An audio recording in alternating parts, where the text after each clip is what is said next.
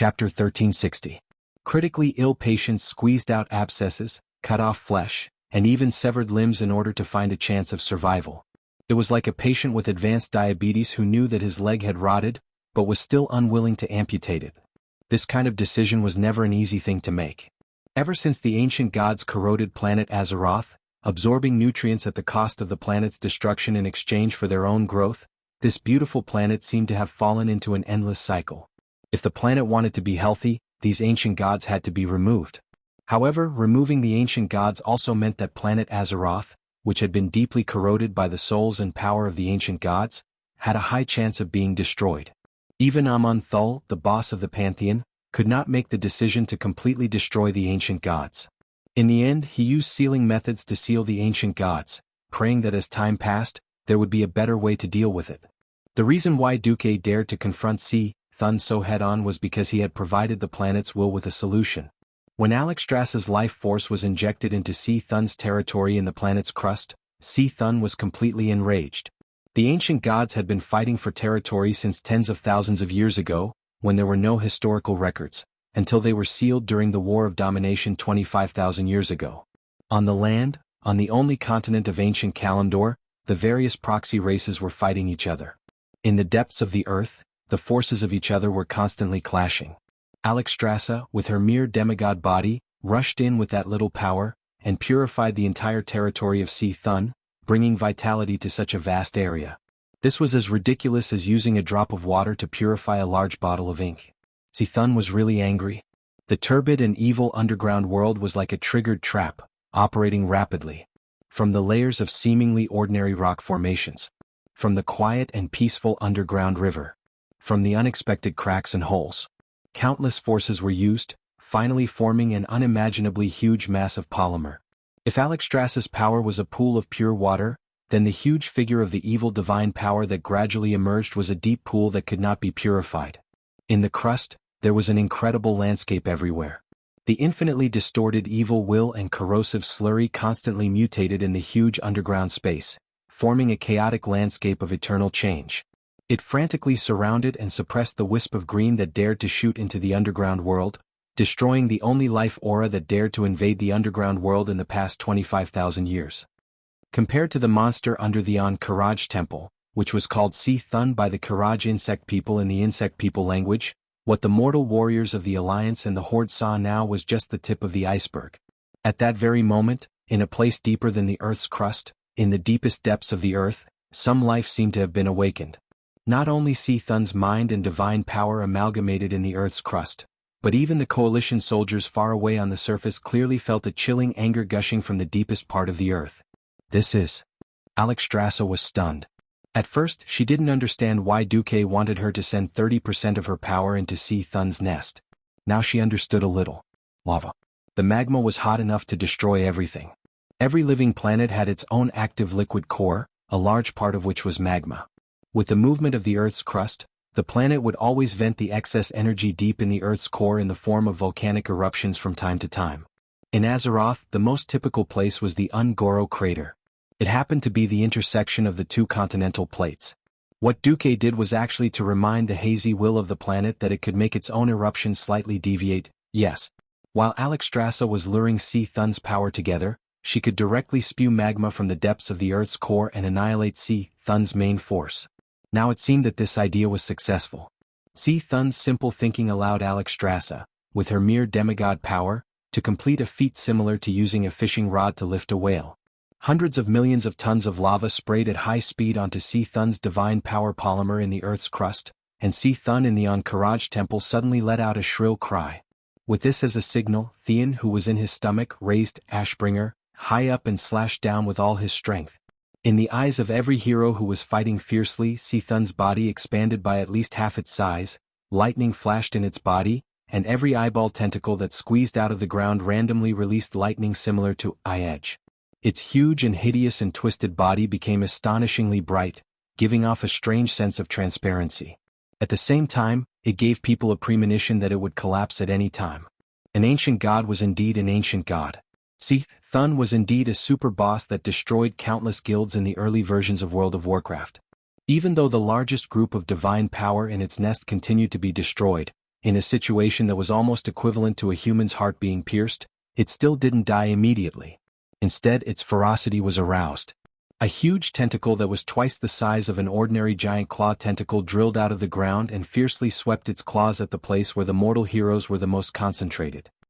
Just lying on the ground, the tentacle was nearly 2 stories high, and it swept over with the momentum that could sweep an entire street with one blow. Such a wide area of indiscriminate attack made all dodging meaningless. The plate armor with higher defense showed its true value at this moment. The paladins and warriors wearing heavy iron cans could at least be hit like flying balls. An undead thief was smashed into pieces the moment it was hit. The other lich's blue and white ice barrier had just lit up when, in the next instant, the high-density ice elemental barrier couldn't withstand the powerful attack, and the entire ice block exploded with a blazing white light before shattering with a loud bang. Not only the ice block but the entire body of the lich along with the ice block shattered into powder-like small pieces, annihilated in this dark underground space. But this was the last victim of the Battle of the Ankh-Karaj Temple. It was at this moment that the earth suddenly shook. Apart from Duque and the will of planet Azeroth, no other existence discovered that after the underground magma destroyed the largest mass of divine power of Thun, it once again gathered in a whirlpool in one direction. In the center of the whirlpool, after the dark red light had accumulated to the extreme, it suddenly lit up and burst out with a brilliance that was no less than the sun's rays. With a loud boom, a fiery red pillar of light burst out from the ground where Thun's base was located. This lava spike was like a red-hot fork piercing Thun from the bottom up in the blink of an eye. It was like a kebab with a piece of meat on it held high. Without even half a second of hesitation, the 5 color guardian dragons activated the dragon slumber formation, and the illusory dragons injected their own dragon breath into the inverted dragon slumber temple. A brilliant 5-colored brilliance suddenly rose from the temple, and from top to bottom, it blasted into Thun's big eyeball. It was an amazing scene that countless mortals would never have the opportunity to see in their lifetime. The dazzling brilliance in the underground cave radiated in all directions, not only dispelling the surrounding darkness, but the brilliance was also like the dawn, washing away the darkness. Even the light penetrated through the thick rock layers, bathing the entire Silithus desert in this light. Hundreds of thousands of coalition soldiers were fortunate enough to witness the last moments of a true evil god. The remains of Thun, which had been rushed into the air by the lava fountain, welcomed the final blow of Elun, the goddess of the moon. A burst of starlight and moonlight flashed. Immediately, the entire disgusting mass of meat began to fall apart like a sandcastle blown away by a gust of wind. Then, in the blink of an eye, an immeasurable amount of power of heaven and earth broke out of Thun's body, even tearing his body into pieces, turning it into a bloody mist that filled the sky, dissipating in the almost never-ending desert storm of Silithus. Chapter 1361. I, Duke Marcus in my capacity as the Supreme Commander of the Alliance, declare. I, Sal in my capacity as the Chief of the Horde, declare. 2 voices in different languages, simultaneously synchronized in every magic communication channel and broadcast on every magic loudspeaker. The cruel ancient evil god Thun has been defeated by the combined forces of the dragons, the Alliance, and the Horde. The moment the 2 broadcasts stopped, there was a very brief silence, as if a god had come and zipped everyone's mouth, forbidding them from speaking. After a short pause, the gears of time began to turn again. In a flash, loud cheers erupted in every corner of Silithus at the same time. In the emotionless desert, it seemed that every grain of sand was instantly heated up by the enthusiasm of the people, and even the air was boiling. Ah, dead. Who asked you to show off? What ancient god? To hell with it. Bah. Bastard, can you see it in heaven? I, your father, have avenged you. Who was laughing and celebrating? Who was crying sadly? The news of Thun's annihilation spread throughout Silithus in the shortest amount of time, as if it had grown wings. Then, through magic, it spread to Theramore and Orgrimmar, which were thousands of miles away. It crossed the endless sea and reached the Eastern Kingdom. Hundreds of thousands of allied soldiers shouted wildly, their tears and smiles mixed together, but it did not seem out of place at all. The Tauren carried the gnome on his neck as if it was a normal thing. Orcs and humans put their arms around each other's shoulders, trolls and dwarves looked at each other and danced. All the incredible things before the war happened at this moment. When Duque announced that the war was over and that hundreds of tons of wine would be shipped, the atmosphere reached its peak. Duque had long foreseen the fall of Thun, and under the premise of meeting the military needs, He secretly prepared a celebration ceremony. When hundreds of portals opened at the various gathering points of Silithus soldiers, when the tavern attendants were transferred over to push barrels of fine wine through the portals and open the barrels, letting the overflowing aroma of wine spread in all directions, not a single warrior could control himself. Don't push. Don't push. Line up. Even the Alliance tribe has a share. With the Holy Knights maintaining order and millions of gold coins opening the way, Thrall, who saw this scene in the magic mirror, was shocked by Duque's generosity. The scorching lava was erupting more than 10 steps away, but under the cover of the large ice base that Duque had constructed with the frost element, not a single bit of heat was transmitted to him. Instead there was a faint chill, giving off a surreal feeling. Sal turned his head. Duque, did you foresee Thun's fall long ago? Duque pursed his lips. No. However, I think that at least if we fail and have to wait for death, we can still drink away our sorrows. Humph? I don't believe a single word you're saying now. Duque shrugged. Whether you believe it or not, I believe it myself. He had seen scoundrels before, but he had never seen such a scoundrel. Sal suddenly realized that his cultivation was not enough. Sal scratched his head and was about to say something when Watkins stopped him. As a great chief, once the battle was over, there would be a lot of things to do. At this time, Jaina came over, pulled on Duque's sleeve and said in a voice that sounded like a dream, "Hey Duque, is Thun dead?" Duque raised his head, then twisted his slightly sore neck. Since the beginning of human civilization we have always wanted to kill all the rats and cockroaches, but what happened? Jaina's face suddenly turned a little ugly. This result is terrible. Duque, however, shook his head and smiled. You missed a lot of things. From the point of view of the continuation of life, no existence can completely destroy a divine creature that can reproduce infinitely. Then, from the point of view of the gods, although Thun is not completely finished, it has completely lost its territory and foundation. In all senses, it is no different from being finished. It has already been eliminated from this multi-party game around planet Azeroth. Forget about reviving and coming back, it's still unknown whether the other ancient gods will let it go. Enzoth, Yogg-Saron, and the others were not good people. In the eyes of mortals, the defeated Thun had no value other than contributing equipment. In the eyes of the other ancient gods, Thun's remaining chaos divinity and divine spark fragments were the greatest treasure trove. Unfortunately, those things were also toxic to Duque, so he could only let those guys take advantage of them. As the greatest reflection of a god's characteristics, divinity had the deepest level of the gods will imprint, and was definitely the most troublesome. Although Duque could purify those divinities, it was extremely not cost-effective. This was like extracting beneficial substances from a pile of feces. In theory there were drops, but who would be willing to extract them? How much effort and energy would be wasted? This was a big problem in itself.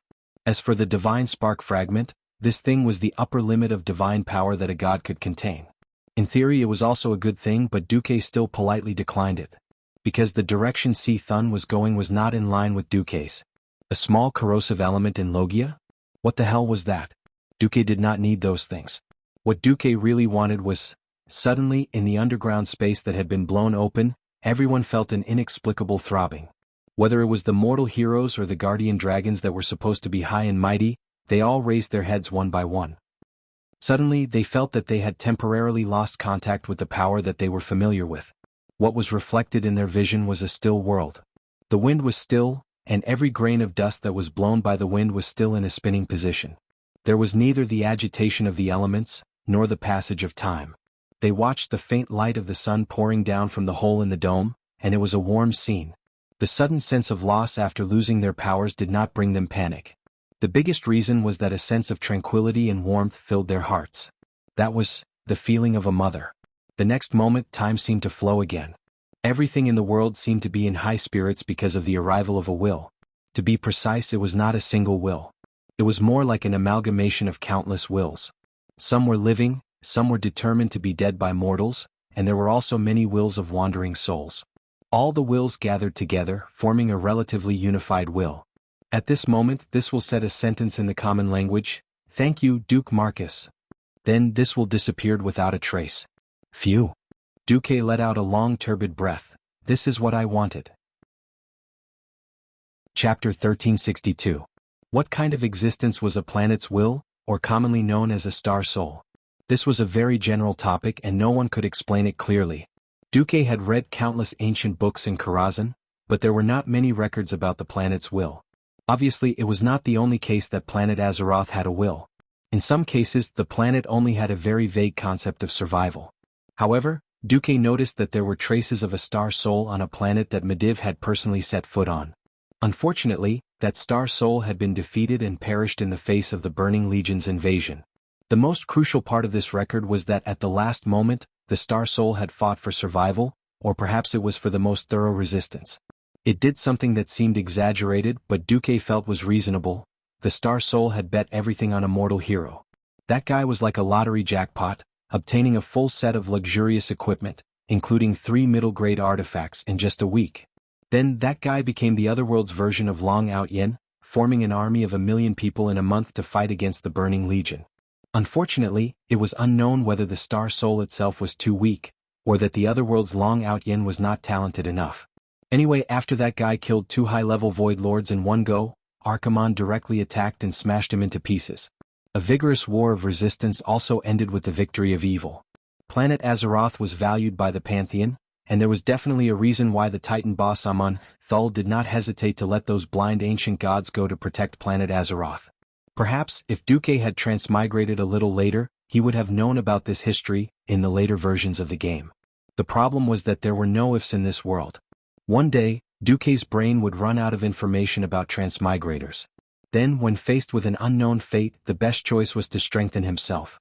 Duque did not know if the planet's will would reward him for helping planet Azeroth kill Thun, or how much it would give him. At the very least, it would be good to have a good impression of the planet's will. What if it gets excited or anxious and wants to find some demigod hero to pass on his peerless skills to meet Duque? I don't mind being Du Out Yin. Of course, as a transmigrator and a newly advanced demigod with a brain, Duque would never put all his eggs in one basket. If it really did turn over, it would be a complete loss.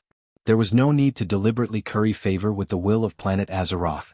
It would be good if there were benefits, but there was nothing to complain about if there were no benefits. After all, the path of the gods was basically a dark path. Thun and the other ancient gods were so powerful, but didn't they still fall, get sealed and get beaten up? The seemingly omnipotent titans of the Pantheon Palace who claimed to be eternal were also killed to the point where not even their seeds were left. In the original history, the mortal heroes of Azeroth had a final battle with the resurrected Sargeras. It could be foreseen that the resurrected Sargeras would have an almost invincible divine power. This Sargeras would even be at his peak. Blindly focusing on the path of the titans of the Pantheon Palace would not be able to defeat such a Sargeras. Duque pondered for a long time before he figured out a truth. Now, the various powers that the mortal heroes of Azeroth had mastered, such as the anger of the warriors, the energy of the thieves and the magic of the pharaoh. From another perspective, this was also a microcosm of the laws and territories mastered by the higher-level masters. Perhaps the two of them had always been one. Taking the Burning Legion as an example, they basically deduced the power of shadow and fire from dark energy. On this basis, the Eridar warlocks appeared, and then there were the so-called Death Knights and Demon Hunters and other branches. If one used the weak and one-sided power system mastered by mortals to work backwards, they might eventually be able to trace back to the origin of the power of this universe. From Duque's point of view, this was the most reliable and practical path to the pinnacle of power. This path seemed to take the longest detour, but it was the most dependable, and one would not be fooled by the so-called predecessors. It was a pity that the way to embark on this path was to keep trying. Just like the scientists before he transmigrated, they would constantly face failure in almost endless attempts, and then learn from each setback, constantly perfecting themselves, and finally open the door to the pinnacle of power in the universe.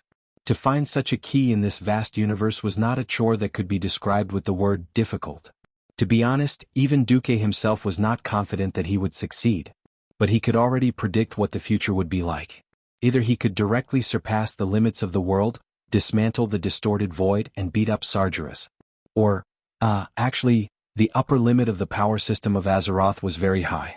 Even if it did not work out, he could go with the flow and convince Xing to release the upper limit of power in advance, and nurture a large number of demigods in advance. At that time, a large number of demigods would be wearing full sets of divine equipment. That glorious orange light, even if they could not fight, could frighten the Burning Legion's Void Lords to the point that they could not take care of themselves. But if he were to take this path, many would still have to train. At this moment, after confirming the fall of Thun, the 4 dragon aspects, led by Alexstrasza, turned into human forms and walked over. The Red Dragon Queen circled one hand around Duque's neck, and without a care in the world, she stuck Duque under her armpit. Oh, Duque boy, we really look at you in a different light. I didn't expect you to be able to support the Wormrest matrix through Onyxia, and even communicate with the will of the planet. Actually, the Wormrest temple has a dragonification spell. Are you interested? Get lost. I'm doing well as a magic demigod for humans and elves. I'm not going to be your subordinate. And that thing can at most turn a human into a half-dragon, right? It's useless. No. It's very useful, at least I can see you with a tail growing out of your butt. Damn, what kind of bad taste was this? Alright, seeing that Alexstrasza had used the dragon's peak to stare at his face, he felt quite good, so a gentleman like Duque decided to bear with it. Thank you again, Duque. Isra came up and politely bowed to Duque. You're welcome. If you could control the more radical druids, I would be very grateful. Duque glanced at Fandral Staghelm, who had been acting like a bystander throughout the entire process. Since Tyron was unwilling to attack this fellow, Duque could not directly attack him. But Duque was quite willing to give Fandral some trouble. I will. Although Isra did not quite understand, he still agreed. Chapter 1363. According to the knowledge of the Night Elf Druids, the Druid doctrine originated from the demigod Cenarius. The forest demigod Cenarius was the embodiment of the natural life essence of Azeroth. Very few people knew of the deep relationship between Cenarius and the Emerald Dream Dragon Queen Isra. In many people's impression, the two were lovers, but in reality, Isra was Cenarius' adoptive mother. Giving Fandral a little trouble was just that. Duque did not have the mood to deal with Fandral Staghelm. After all, with Fandral's status, it was no longer worth Duque to deal with him personally. The dragon aspects were all very busy. It was already very rare for Duke to make use of the time difference to get them to help him out. Protecting planet Azeroth was a mission that was branded into their souls. Unless their entire dragon soul was corroded like Nesario, that sense of mission would naturally drive them to fulfill their duty of protection. Don't let me find out that you're abusing magic. Malygos still disliked Duque no matter what. Seeing as they had fought Thun to death together, Malygos was already giving him face by not flaring up on the spot. Alexstrasza was just about to say something, but Malygos had already waved his hand, opened a portal and ran away. Sorry, he's just like that. The Red Dragon Queen was a little embarrassed. It's fine, I'm used to it. Duque looked in the direction where Malygos had disappeared and took a deep look. The second to run was the Bronze Dragon King. I'll look for you if there's anything. Yes, if you collect those bugs, remember to take care of them. If they run to the Tanaris Desert again, I'll hold you accountable. Nozdormu was very straightforward. He turned into a cloud of yellow sand and disappeared in the open space. This time, Duque touched his nose, a little embarrassed. Duque noticed that in the system notification, there was a message about the Karaji twin emperors looking for him. In the fierce battle with Thun just now, Duque naturally eliminated all factors that would interfere with his battle. The affairs of the magic net were all handed over to Karthika. Everything else was even more, don't look for me if there's anything and don't look for me if there's nothing. Now that a bunch of deities were pulling him aside to talk, he had no time to care about them. The remaining two female dragon aspects were easy to talk to. Duque, I really have to thank you this time. Isra, with her eyes closed, gave Duque the impression that she was a gentle girl no matter when he looked at her. Of course, in reality, Isra wasn't that weak. Duque suddenly thought of something. It was a scene that should have happened in history but did not happen in this world. That's right. What's up with the four guardians of the Emerald Dream, Laythorn, Amelise, Taylor and Isidri recently? Duque seemed to mention something that made no sense. Isra tilted his head and showed a curious expression. That's strange. You have almost no contact with druids, and you don't know anything about the Emerald Dream. How did you know the name of my guardian? How did he know? Wasn't it because I had cleared them 10,000 times when I was playing the game? 10,000 times. Back then, I was shameless enough to have my members set their alarm clocks and open 4 Smurf accounts in Grey Valley, Twilight Forest, Feralas and the Hinterlands, waiting for these 4 green dragon bosses to appear. Duque rubbed his eyebrows. As expected, there had been a large deviation in the history of this world. Normally, before Karaj opened the door, these 4 green dragons that were originally the guardians of the Emerald Dream should have been corrupted by the power of darkness and fallen into madness. But now, for some reason, there was no news of them at all. Although the shameless Duque had forgotten about these second-rate green dragons, he didn't mind spoiling it. Isra, actually, when I returned from the ancient war 10,000 years ago, I peeked into many scenes of the future. One of them was before Ankh-Karaj opened the door. Your 4 guardians were corrupted by the power of the army and the king of nightmares? Isra's face instantly became transparent. This wasn't an exaggeration. She had really moved her soul and body to another dimension. Alexstrasza panicked. Why didn't you say so earlier? Duque looked like he was in pain. Anyone who casually reveals the pulse of fate will suffer the backlash of fate. Many powers in the world were equivalent. Although the dragon aspects, which were created by the Titans, were very powerful, their power actually came from the planet of Azeroth itself. As a reward for protecting the planet and abiding by their oath, they had that basically unnatural ability and could replenish their energy from the planet. Duque's words really made Alexstrasza speechless. In a sense, Duque couldn't spoil it directly, but he could prepare in advance. This was already very good to everyone. The Emerald Dream was very huge. When not in battle, the dragons were more solitary in nature and had a habit of sleeping. This meant that Isra and the other green dragons were more like a queen and a vassal. They wouldn't interact unless there was something important. Not seeing each other for decades or even centuries was not a big deal. If Duque didn't mention it, Isra wouldn't even think of looking at her subordinates. After a few seconds, the human form of Isra became solid again. Thank you, Duque. Something really happened to those guys. Isra's expression was solemn. How is it? Is it serious? Alexstrasza was very nervous. It's quite serious. Fortunately, it doesn't seem to be beyond repair. Isra lightly bowed to Duque like a lady. I'm sorry. Although I wanted to talk more with you, it seems that I have to leave now. Go ahead. Duque nodded. Leave the void battlefield to us. Her big sister patted her chest. If I'm not here. Isra was a little hesitant. What? Don't we still have 4 guardian dragons? Alexstrasza directly grabbed Onyxia, who was trying to retreat, like an eagle grabbing a chick. Mistress, I've bled for you, I've blocked a knife for you, I've been your mount, you can't ignore me like this. Onyxia's plaintive voice was truly frightening and could make anyone who heard it cry. If one didn't know the reason, they would really think that Duque was some scumbag who played with a girl's body and mind and then heartlessly abandoned her. Damn it. I'm asking you to be a guardian dragon for a while, not to die. Duque flew up without hesitation and kicked Onyxia away. Yo, little female dragon, I think you still need to be taught a lesson. In the Pentashade dragon tribe, no one dares to ignore me. That wasn't a request just now, it was an order. Ah, no. Chapter 1364. My dear Onyxia, although I would like to play dragon taming with you when I have time, I cannot disobey the king's orders. Have a safe journey, dear. Duque heartlessly waved goodbye, which made Onyxia break down. She asked directly through the soul connection. That tearful voice would break even the most cold-hearted person's heart. Master, my dear master. Are you really so heartless? After I became your mount, I have never rebelled. I have always done my best to complete the tasks you give me. For so long, even if I don't have any merits, I have worked hard. Are you really willing to let me go to that damned place with no gold, no treasure, and nothing but broken stones and endless demons? Am I just a thug and a plaything that you can throw away when you are tired of playing with me? As Onyxia struggled, she revealed the Dragon's Valley, intentionally or unintentionally. Duque swallowed his saliva and said slowly through the soul connection, when you come back, you will see a dragon bed made of pure gold and karazhan, specially made for you to sleep on. When Onyxia heard this, her eyes suddenly turned into 2 shiny gold coins. Really? You are not lying to me? I don't want a human-sized toy. I want one that I can sleep on in my dragon form. This is your master's promise, Duque said heroically. Onyxia bit her red lips. Alright, if you really do it after I come back, I am willing to add one more item to the dragon taming list. You can decide the specifics. It's a deal.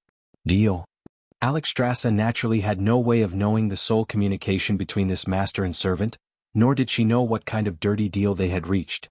She only knew that this evil little female dragon, who had no interest in guarding the Dragon Sleep Temple, suddenly glowed, gave up struggling and was willing to work for her.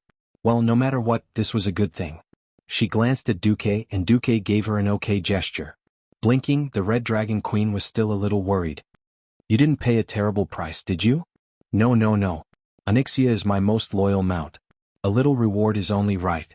Besides, it won't hinder me in any way. That's good. Alexstrasza would never know how shameless a transmigrator could be. Golden Dragon Bed?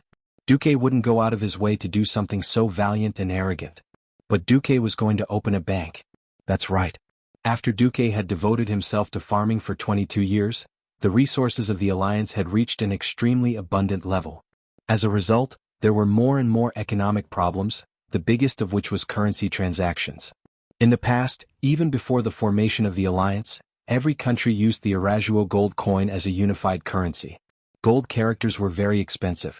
Everyone agreed that they were very valuable. Seemed to be all right.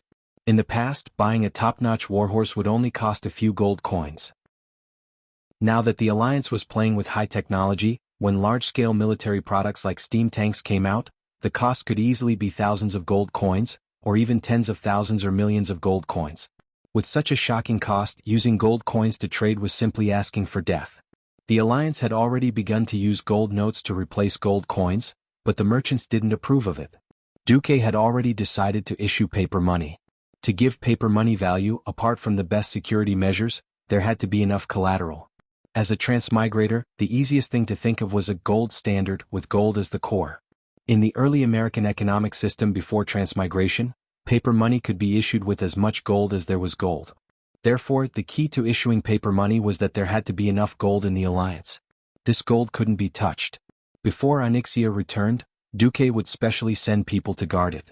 When she returned, so what if it became a bed for her to sleep on? He could even say that the alliance had specially found a demigod dragon to guard the gold. Duque wasn't worried at all that Onyxia would be corrupted. Giant dragons all had serious hoarding habits. They would hide all the valuable treasures in their lair and not give them to anyone. Otherwise, why would so many brave warriors slay dragons since ancient times? It was very simple.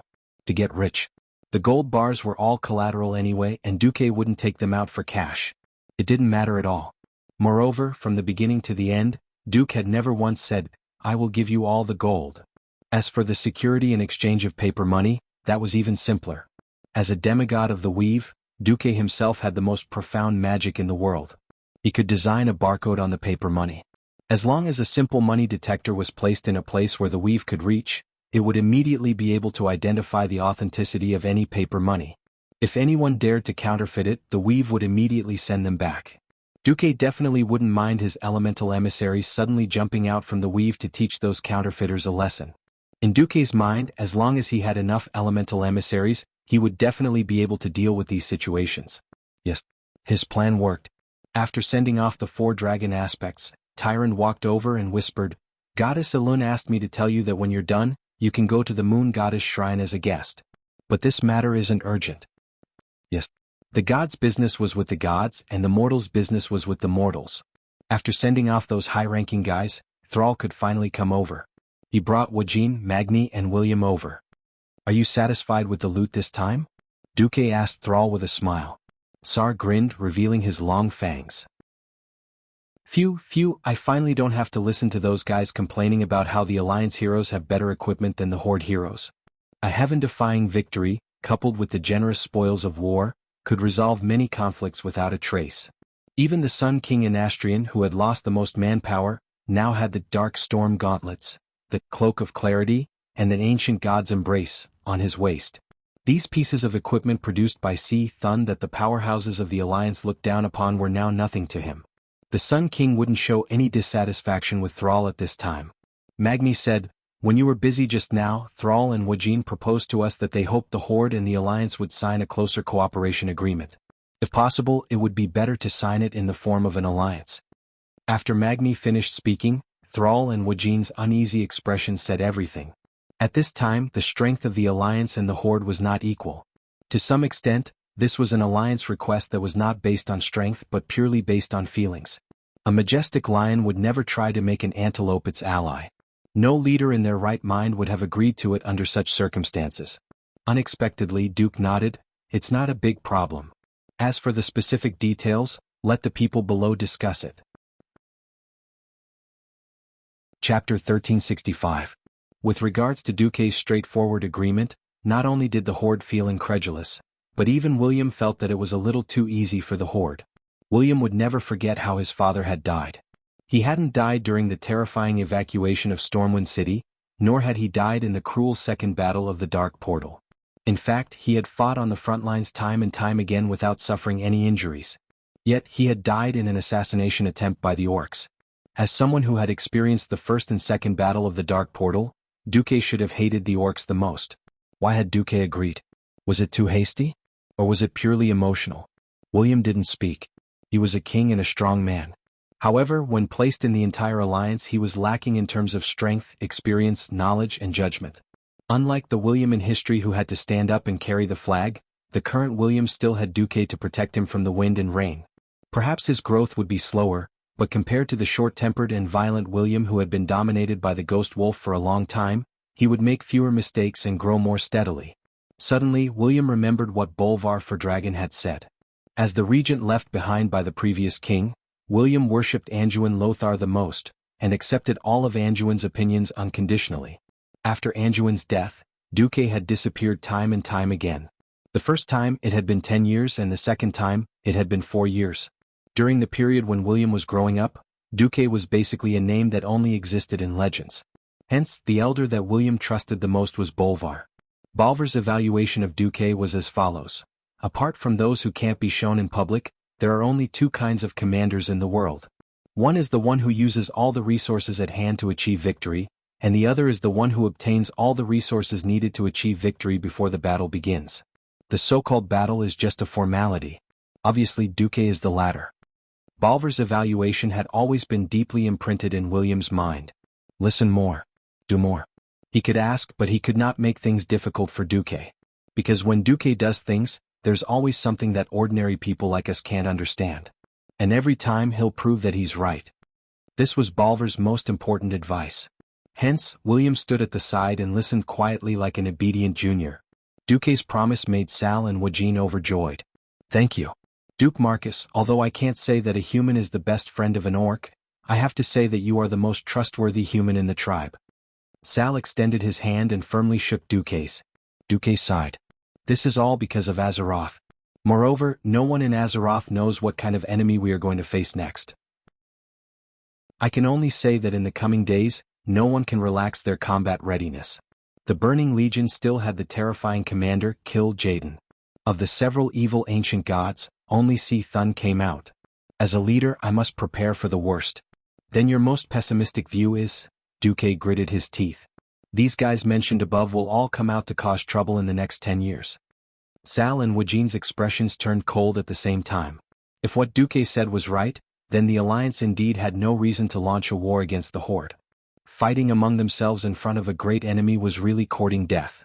I understand. I will prepare the combat readiness plan and arrange it. On the other side, Kane also ran over, exchanged a few pleasantries and took Sal away. As the victors, the Horde warriors were also eager to see their leader and hear his victory declaration. As for the spoils of war, there was not much trouble. Basically, it was settled after a few words of discussion. When all the tribes had left and only the Alliance was left, William finally asked the question in his heart, Uncle Duke, will those terrible things really happen? Phew. Duque exhaled, then handed a note to William. It's not a question of whether or not it will happen. It has already happened.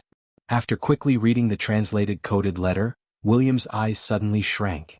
No wonder when you finished fighting Hacker and wanted to pull the troops over to Kalimdor, I stopped you in Stormwind City on the grounds of insufficient transport capacity. Duque smiled. In this Battle of Silithus, the soldiers sent by the Alliance were mainly dwarves and gnomes, and they forcefully bombarded the battlefield. There were not many infantry soldiers and they were basically second-tier legions. None of the famous Scarlet Cross Legion or Griffin Legion came. Anyway, on the Alliance's side there were orcs and taurens on foot, trolls and night elves on long range, and the forgotten mages on the mages' side. It was completely enough. In the face of a great enemy no one played any tricks. The result was naturally a happy one. Who would have thought that Duque had already secretly detained the main force, ready to send them all to the Dark Portal at any time? Everything was based on one name, Draenor. It was also commonly known as the Outland. Now, the situation there had already undergone major changes. After Illidan's Stormrage was defeated by Arthas, who had yet to become a Lich King, he ran to the Outland to cause trouble, just like in history. However, in this life he did not have Kael, that's as an accomplice. There was no Kai Z, who was now officially appointed by the Alliance as the leader of the Outland Dispatch Army. As an upright high elf prince, after washing away his shame in the Battle of Mount Hyjal, He was once again revered as a hero by the elves, and Queen Sylvanas did not stop her people from seeking refuge with Kale. That's the biggest difference from the original history was that Kai-Z should have led the Blood Elves to beat the bitter Draenei like dogs, and even occupied their old nest in Draenor, the Storm. Now history had changed drastically. Kai-Z seemed to be guided by fate and ran to the Storm again. However, this time the Draenei were almost wiped out by the Fel Orc army, and they had nowhere to go, so they sent a request for help. Kai-Z's sense of justice was overflowing, and he brought his elves to help. This made Duque, who was familiar with history, feel very amused. "Are we going to war again?" Magni asked calmly. "No, not so fast. I plan to give some support and then let Kale, that's hold on for a while longer." "That's good. The Alliance's morale is still okay, but the soldiers' physical strength and the country's financial resources are at their limits." Magni sighed. Without Duque's economic development plan, the Alliance would probably be even more miserable. Chapter 1366. It was fine to fight the war to defend the country. That was a war where even if they lost their pants they wouldn't even frown. But suddenly, in order to kill evil, they had to travel across the galaxy and send a larger army to another world. It was conceivable that this would cause widespread debate within the Alliance. Now that Duque said that they needed to slow down, it would undoubtedly make the people below heave a sigh of relief. Duque turned to William. "You just wanted to ask me why I want to form an alliance with the Horde, right?" "Yes, that's right." "May I ask whose territory is Draenor?" Everyone heard this and immediately understood. Even after the terrifying explosion, according to the intelligence, there were still many orcs living on the shattered Draenor planet. Duque continued, "If the Horde is just this one in Azeroth, even if the orcs, taurens, trolls, goblins and the Forsaken are united, how many people can they have? 200,000 at most. Not to mention 200,000, even if the Horde had a population of 1 million I wouldn't care. But it's different in Draenor." Queen Sylvie, who had just been playing with the spoils of war, strode over. "How many Horde are there in Draenor?" "Adult warriors no less than 3 million. Now the latest intelligence is that Illidan is acting as the Burning Legion's pawn, working with the Lord of the Abyss, Magtheridon, in an attempt to turn all orcs into Fel Orcs. This means that if Illidan succeeds, we will have to face 10 million strengthened orcs." After saying this, Duque added, "At least." This time the whole audience gasped. Duke continued to ask, "Are there people who are thinking, at least we still control the Dark Portal?" Kalia shook her head. "Just like how we chose to destroy Karaj's worm nest to prevent it from giving birth to more worms to harm the world. This time we will not let those who tried to destroy Azeroth go. Relying on defense alone would never be reliable. Passive defense was the choice of the weak. The real defense line was never those fortresses built on the pass, but a stronger army." Phew, Duque let out a long sigh of relief. It was great to have Tyreenas out of the way. The entire alliance was under his control, and he didn't have to worry about anyone holding him back. At this time he said slowly, "That's why I agreed to form an alliance with the Horde. My biggest hope is to let Sar re-establish contact with the orcs of Draenor and let him organize the orcs to fight against Illidan's army." Could it be? Duque knew that Magni wanted to ask if he would release the tiger back into the mountains. Duque shook his head. According to history, Sar would have returned to Nagrand in the Outland and become a disciple of a master, stepping onto the path of nature and changing from a simple warrior to a true shaman. This Sal would be a more selfless and harmless leader. "The Beastmen aren't the only powers in the Outer Realms. I have ordered Kale that's to deal with the race that calls itself the Draenei. If possible, I hope to absorb the Draenei into the Alliance because these Draenei believe in the path of the Holy Light just like us." At this point, Duque lightly hammered Theon's breastplate with his fist. Among the many races in Azeroth, the dwarves, gnomes and elves mostly formed an alliance with the humans because of benefits. The Draenei, on the other hand, joined the alliance because of their religion and ideals. In Duque's eyes, the Draenei joining the alliance was a matter of course. Moreover, the leader of the Draenei was Valen. The respectable Valen was also known as the Immortal. He had witnessed the destruction of countless worlds by the hands of the Burning Legion, and was one of the few people who could remember all of these worlds. Valen's origins were unknown, but in his hometown, Argus, he was once a respectable leader. 25,000 years ago, the Dark Titan, Sargeras, had promised the people of Velan infinite power, but he had wisely rejected it. He foresaw that accepting this power would bring endless disasters. However, the other two leaders of Eridar, Kil'jaeden and Archimonde, agreed to Sargeras's deal. Valen realized that he no longer had a place in Argus. He and his brave followers rebelled against the Dark Titan, and with the help of the mysterious holy light creature Naru escaped Argus. These brave exiles began to call themselves the Drenii, or the Exiles. Who knew that Kil'jaeden, who had surrendered to Sargeras, had been organizing a demon army in the past 25,000 years, not letting these Drenii go. Valen fought with the demon army for thousands of years, until he led his people to the world where the barbaric beastmen lived. This became the refuge of this group of wanderers. They named this new world Draenor. By the way, the beastmen didn't recognize the name Draenor. Basically, they would only call their homeland our world. Valen and his people lived a relatively peaceful and stable life in Draenor for hundreds of years. Although they knew that it was only a matter of time before the Burning Legion found them, they still worked very hard to coexist peacefully with the other races here. Unfortunately, because a troublesome shaman named Nazul discovered Kil'jaeden's will in the void, he was tricked, and so there were all kinds of conflicts between the beastmen and the Drenii. Under Nazul's tricking, the various beastmen clans gathered together, formed the old tribes, and directly broke through the largest settlement of the Drenii in Draenor, the holy city Shotrath. The miserable Drenii had no fixed residence for a time, and were forced to Zangarmarsh. Many Drenii even lost their minds, and became like wandering ghosts, wandering in the swamp. Now Duque was very sure that Valen, the ancient prophet, was very clear that the Drenii would face a new threat. The immortal had to protect his people, otherwise the entire Drenii race would be swallowed by darkness. And the appearance of the alliance just happened to be the biggest opportunity for the Drenii to survive and multiply. Kale that sent a letter saying that the leader of the Drenii, Valen, wishes to meet me, Duque said. Are you going? Jaina asked. Yes, of course I'm going, but not now. The alliance needs rest and time. At this point, Duque patted William's shoulder. William, go on my behalf and reach a preliminary agreement with Valen, okay? I still have to busy myself with the magic net. Okay, Uncle Duque. A sharp light flashed in William's eyes. He knew that this was a rare opportunity to sharpen himself and prove himself. After a simple discussion, Duque first returned to Naxxramas, and then he summoned the twin emperors. With a smack, he threw Thun's tentacle on the ground. Okay, you two, is there anything else you're hesitating about? Chapter 1367. Thun's tentacle. This was an item that was deeply loved by gentlemen. If it was in the game, this accessory could summon Thun's tentacle to whip the player's enemies. Just like Barov's butler Bell, it could summon 3 thugs in an instant to obstruct traffic and affect the city's appearance. Wrong, it was to disturb the enemy. If Duque couldn't manipulate the elements and make them into whips or tentacles or something, he might use them to tame dragons someday. Of course, at this moment this was just a proof. The twin emperors were very arrogant. In the past, their noses were almost pointing to the sky. However, when Duque showed this tentacle that had lost its owner but not its life, their dead-like faces changed several times. This was the end of an era. As servants, of course they could sense that Thun was done for.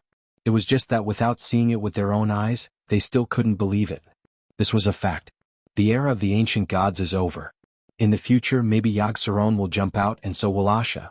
Well, forget about that despicable villain N'Zoth. But so what?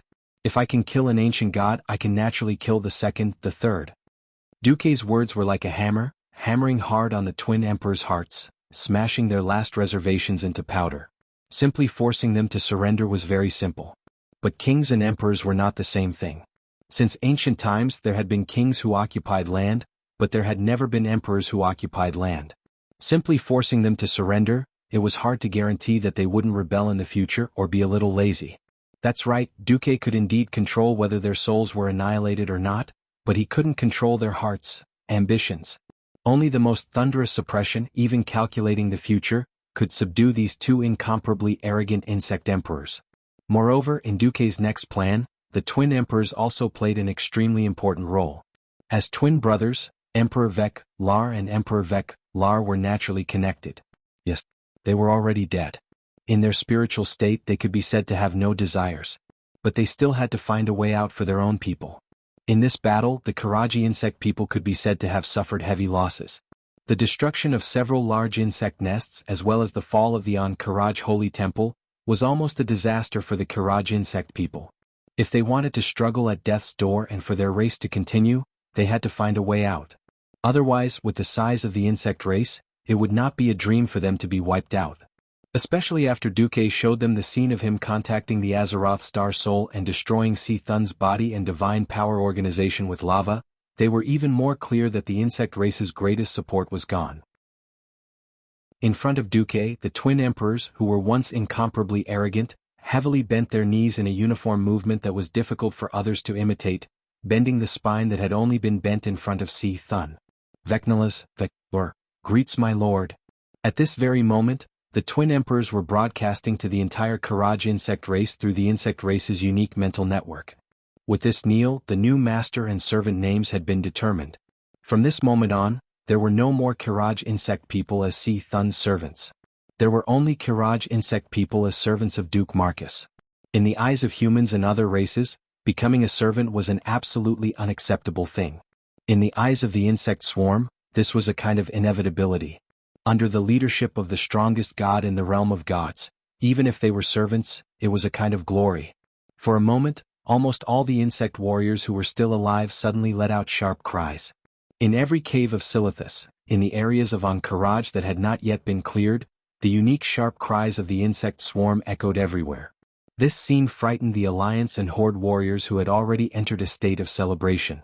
Many people almost wet their pants and threw down the large wine glasses in their hands, looking around for their weapons in a drunken state. The next moment, Duque's voice was broadcast in all places connected to the magic net. I am Duke Marcus, and the Karaj insect people are now swearing allegiance to me.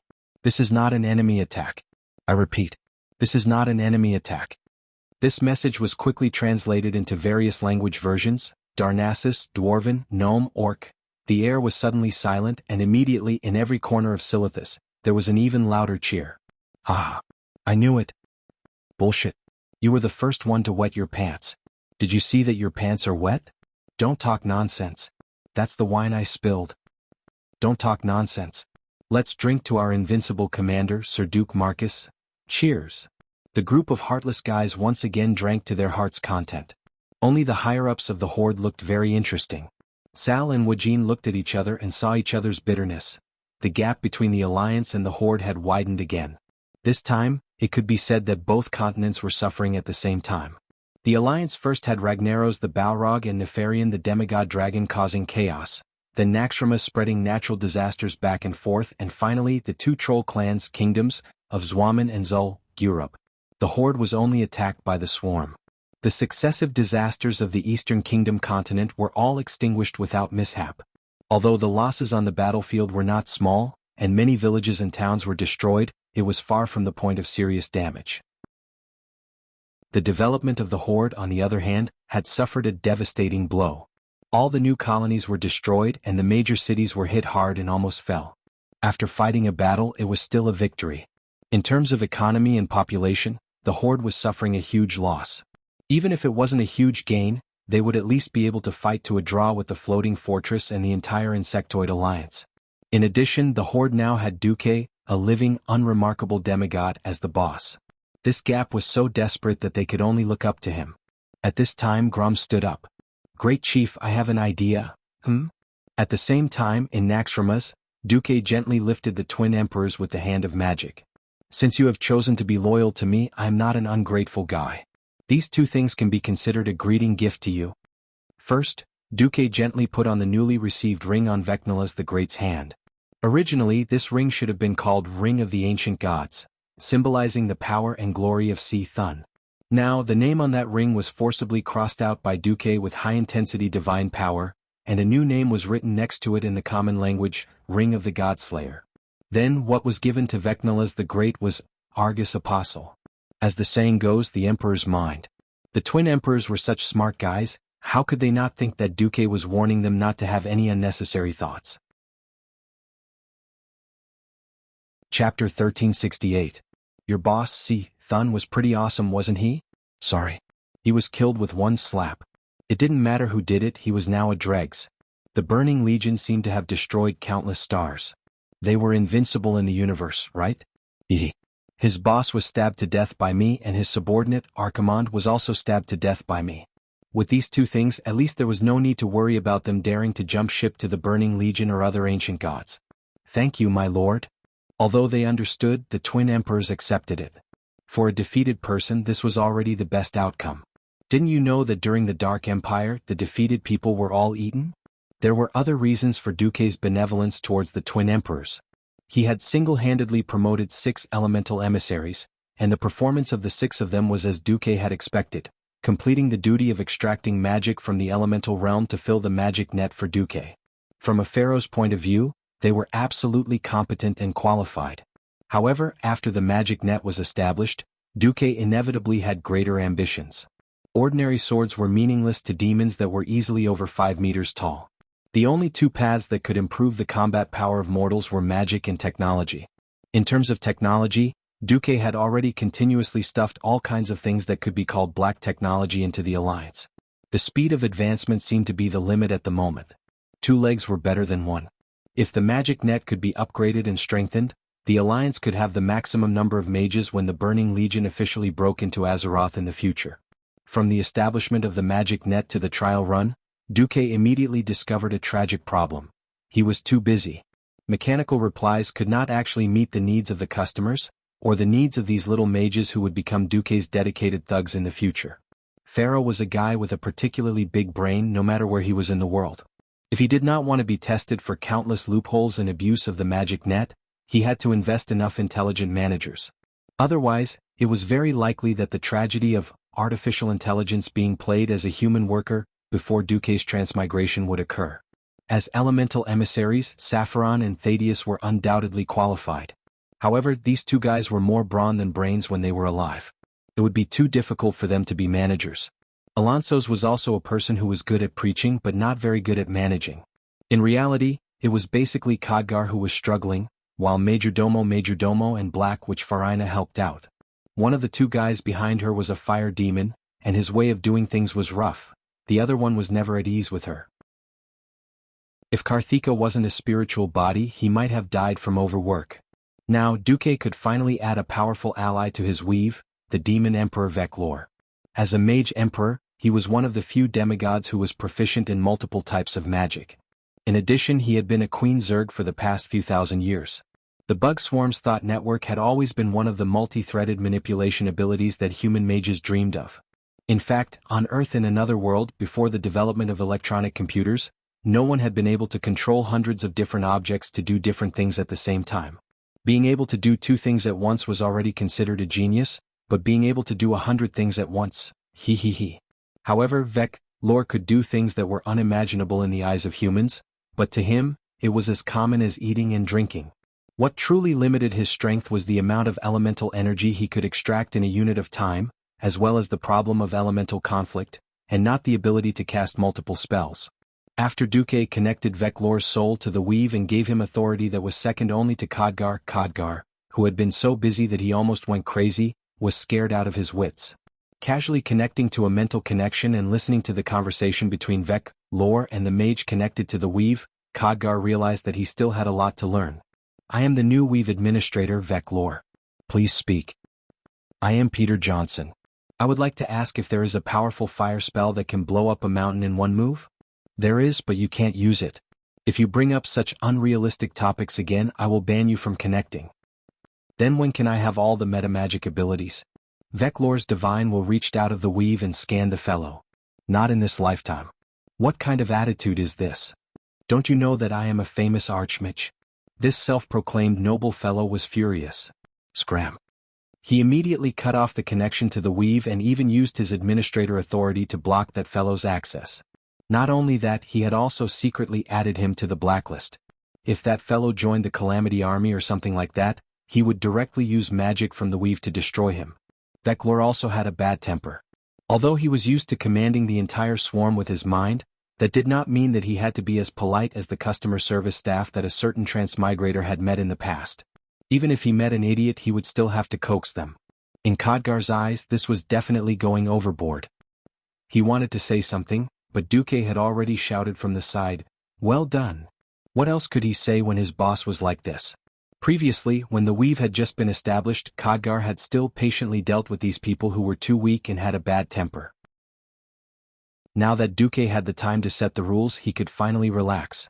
The weave seems to be neutral, but it is actually a magic system used by the Alliance's military. There is no need to take advantage of those people who have too much self-awareness. Later on, set a stricter rule. I understand. Khadgar nodded and bowed. With Vec lore, Khadgar could become a higher-level prosecutor and supervise Vec lore. Duke had already made plans to defeat even more magic users in the future and capture their souls to fill up the weave working for him. After Duke had beaten the Twin Emperors with a stick, he should have given them a carrot. Unfortunately, the Twin Emperors were not ordinary people. Ordinary small favors were meaningless to them. The only thing that could increase their sense of identity was the reproduction and elevation of the entire Karaj insect race. This was not something that could be achieved overnight. Fortunately, there was such an opportunity at this moment. William had also returned to Naxxramas. In the command center, he returned to the command room almost immediately after attending the victory banquet as though he was just going through the motions. He was looking at the intelligence on the Outland. Valilla walked over. You just won a big victory. Don't you want to take a rest first? William rubbed his eyebrows. The gods should be the gods, the mortals should be the mortals. I didn't understand this sentence before, but now I have a deeper understanding of it. Uncle Duque needs to focus his energy on more important things. He needs to focus on dealing with stronger enemies. As a junior and also as a king, I should do my best to help. Brawl Bearskin, who was at the side, was about to say something, but saw Valilla shake her head. Chapter 1369. Varian had a good father, he was born noble, and there were so many legendary figures around him to take care of him. This was both a blessing and a curse.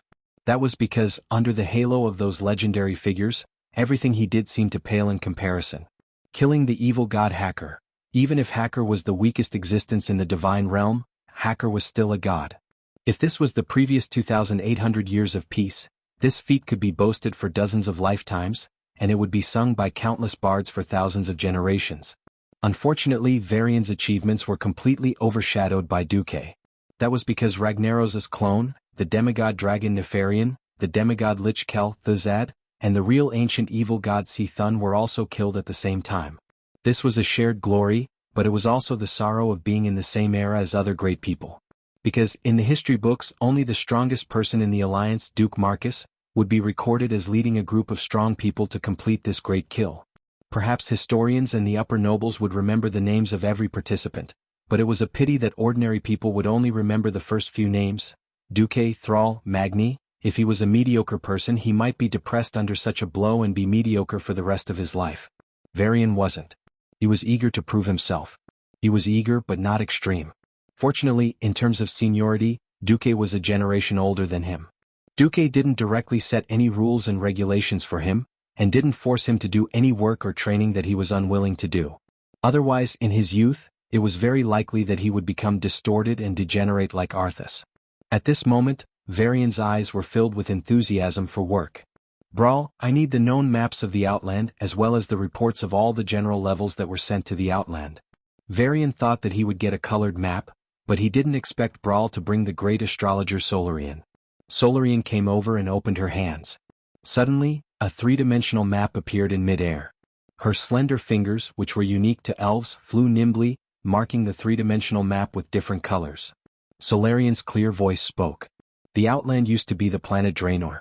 17 years ago, Master Marcus threw the third-generation Great Chieftain, Nazul, out of Karazhan in a state of self-destruction. At the same time, it caused a big explosion because the core of the explosion was located in Draenor. The result is that Draenor is in tatters. Right now, the Outland is divided into 7 regions. Hellfire Peninsula, in the east, Netherstorm in the northeast, Blade Peak in the northwest, Zangarmarsh in the west, Nagrand in the southwest, Taroka Forest in the south and Moon Shadow Valley in the southeast where Illidan's main force is located. The Door of Darkness is currently in a very stable state. The door in the direction of Draenor is located at the easternmost side of the Hellfire Peninsula. The first group of expeditionary forces that were sent out back then had established a sturdy outpost on the eastern side of the Hellfire Peninsula. Recently, Master Marcus upgraded it to a firmer level, 1 castle, Glory Castle, with Sir Danath Trollbane as the supreme commander. Here. Solarian pointed, and the three-dimensional image of the Netherstorm in the northeast suddenly protruded. Prince Kael, that's is leading the Blood Elves to support the Draenei in defending the Storm Fortress. According to the intelligence, because they activated a huge robot guard, ethereal mech, that is more than 10 stories tall, they were able to withstand the siege of tens of thousands of fell orcs with a small number of troops. At this point, Solarian stopped. Is there anything you want to ask? William frowned. In 7 years, the Alliance has only expanded their control area in the Outland? Supplies are very difficult. On the Hellfire Peninsula, almost no grass grows. On the vast reddish-brown plains, there are mutated creatures everywhere. In areas without the protection of the Holy Light Magic Circle, the advanced troops don't even dare to casually drink unfiltered water. Fortunately, when we went there, we brought enough supplies for 30,000 people to use for 2 years. Relying on measures such as limiting supplies, we managed to survive the period when we lost contact. Solarian then pointed to the middle of the Hellfire Peninsula. There is the Fell Orc Fortress, Hellfire Fortress, here, which has lost its mind after being contaminated by evil energy. According to incomplete statistics, there are more than 200,000 Fell Orcs gathered here, and their real leader is the Burning Legion's Abyssal Lord Magtheridon. Not only him, there is also a humanoid giant mechanical creation, Fell Mech, on the plains that is difficult for our current civilization to understand. According to calculations, it is nearly 20 stories tall. Looking at the appearance and data of the Fell Mech projected by Solarian, William's brows furrowed even tighter, forming a narrow Chuan character. Brawl couldn't help but sigh. Other than the dwarf's cannons, I reckon there is nothing that can kill this thing. William asked, won't this thing attack Glory Castle? It will wander in a fixed area and attack all creatures in its line of sight. This area happens to be between the Dark Portal and Glory Castle, and it brings a lot of trouble to our supplies. Every time we resupply, we will lose at least 60% of our horses. Horses? Solarian emphasized, because there is a lack of water in this place, coupled with the fact that it has been ravaged by the Fell Mech for a long time, the quality of the soil is very bad. The dwarf steam tanks often get stuck and are unable to move. So we use the most primitive horses for transportation, and because of the lack of necessary water and fodder, the losses to the horses are also huge. William wasn't a king who had never fought a war and could only command blindly. He had been trained in the most orthodox military academy in Stormwind, worked as a slave gladiator, and personally commanded the war against the Troll Empire in Zul, Europe. William was much stronger than he was at the same time in history. He understood why they couldn't advance after hearing that. In order to defeat a strong enemy, they had to have a strong military force or extraordinary individual combat power. If the Alliance's powerhouses couldn't leave, they could only accumulate military power. Unfortunately, the supplies were terrible, and the distance between the Dark Portal and Glory Castle was more than 200 kilometers.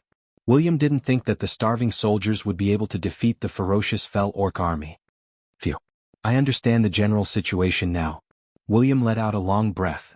When the other kings arrive, I will discuss this matter with them. At this moment, the door suddenly opened, and Duque came in with an existence that surprised William. Looking at the other party's pair of cicada wings and 4 sharp claws, William was a little dumbfounded. Uncle Duque, is she Sartura? This female insect person, who exuded the aura of a powerhouse and was wearing a purple long-sleeved shirt, spoke awkwardly in the common language. I am Sartura. Chapter 1370. Duque waved his hand. William, she's Sartura's sister. Although she's slightly weaker, I can't find a better helper for you. William understood immediately.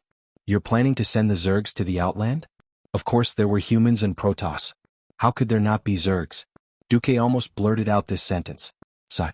Long before World of Warcraft there was StarCraft first. Cough cough.